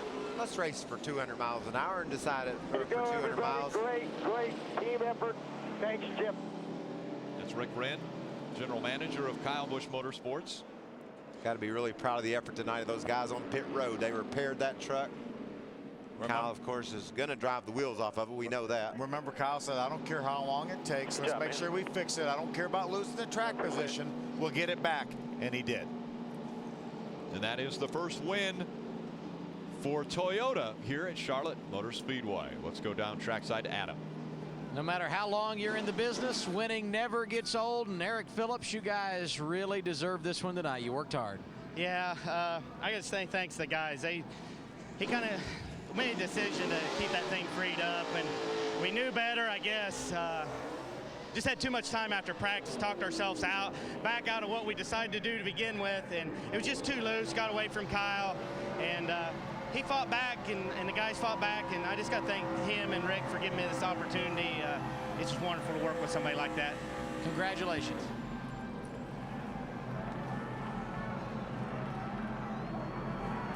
Kyle Busch has mastered the burnouts. Yeah, is this truck in that smoke somewhere? Yeah, there he is. Out of the smoke rises Kyle Busch for the 18th time in the Camping World Truck Series. Kyle Busch will head to victory lane. That's a pretty familiar sight, guys. That's 3 in a row for him, you know. Yeah, he won Saturday, Sunday, and whatever today is now. And Friday and Saturday in one race. I wonder if he's ever won a race before that he started one day and finished the next. Probably. I like our camera there. A big smile on the face of Kyle Busch. He's got another checkered flag. While he drives that truck back into victory lane, we'll slip away for a break. Kyle Busch celebrating here at Charlotte Motor Speedway. Win number 3 at this racetrack for Kyle. Welcome back to Charlotte Motor Speedway in Concord, North Carolina. It's the North Carolina Education Lottery 200 presented on Speed by Toyota. It's just wrapped up. And into victory lane, the first ever pole winner to go to victory lane, Kyle Busch. Adam. And tonight, Rick, he gets the Charlotte Motor Speedway hat trick, his 3rd career win in the Camping World Truck Series at this facility just outside Charlotte, North Carolina. I'm not surprised you won the pole, not surprised at all you won the race, but it was a big opportunity in between to fix this race truck and get here.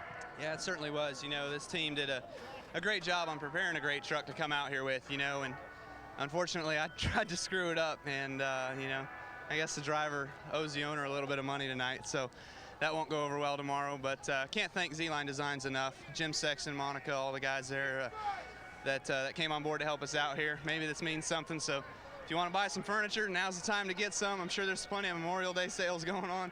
Of course, Toyota, NOS Energy Drink, Marquis Jets, Gillette, the fans, and you know, Camping World for the series and NASCAR, those guys. So it was fun there tonight. You know, we made it interesting, I guess. Not wanting to do it, but did anyway.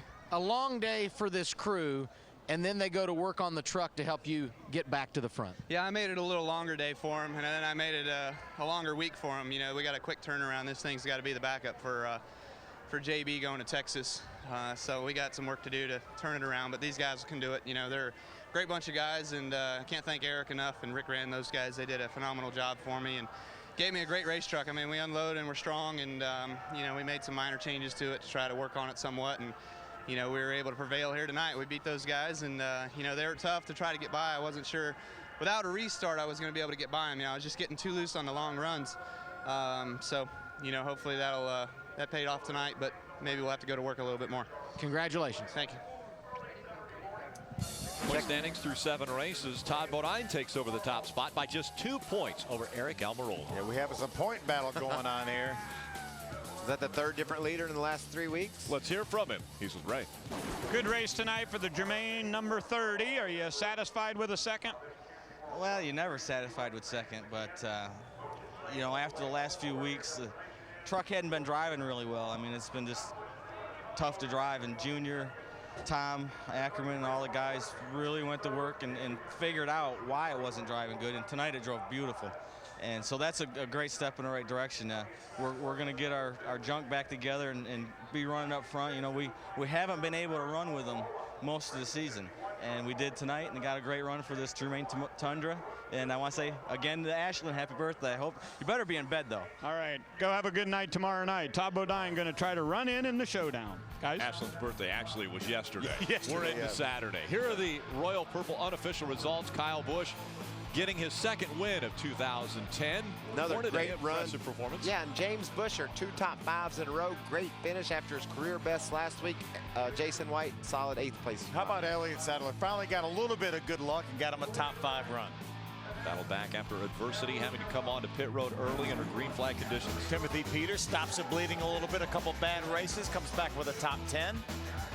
It was a long, long day for everyone. 16 hours of coverage here on Speed. It has been a long day for quite a few drivers that had difficulties during this race. But in the end, it was all worth it for one driver. The 18, Kyle Busch, gets another win to notch in his belt. He has been extremely successful at all levels of NASCAR, and this is his 18th win in the trucks. In 2 weeks, the stars of the NASCAR Camping World Truck Series head west to the Lone Star State. Find out who has the guns to make it to victory lane. It all kicks off with a setup at 8:30 p.m. Eastern, hosted by Chris Devoda, followed by Green Flag at 9 p.m. Only on Speed. Don't miss it.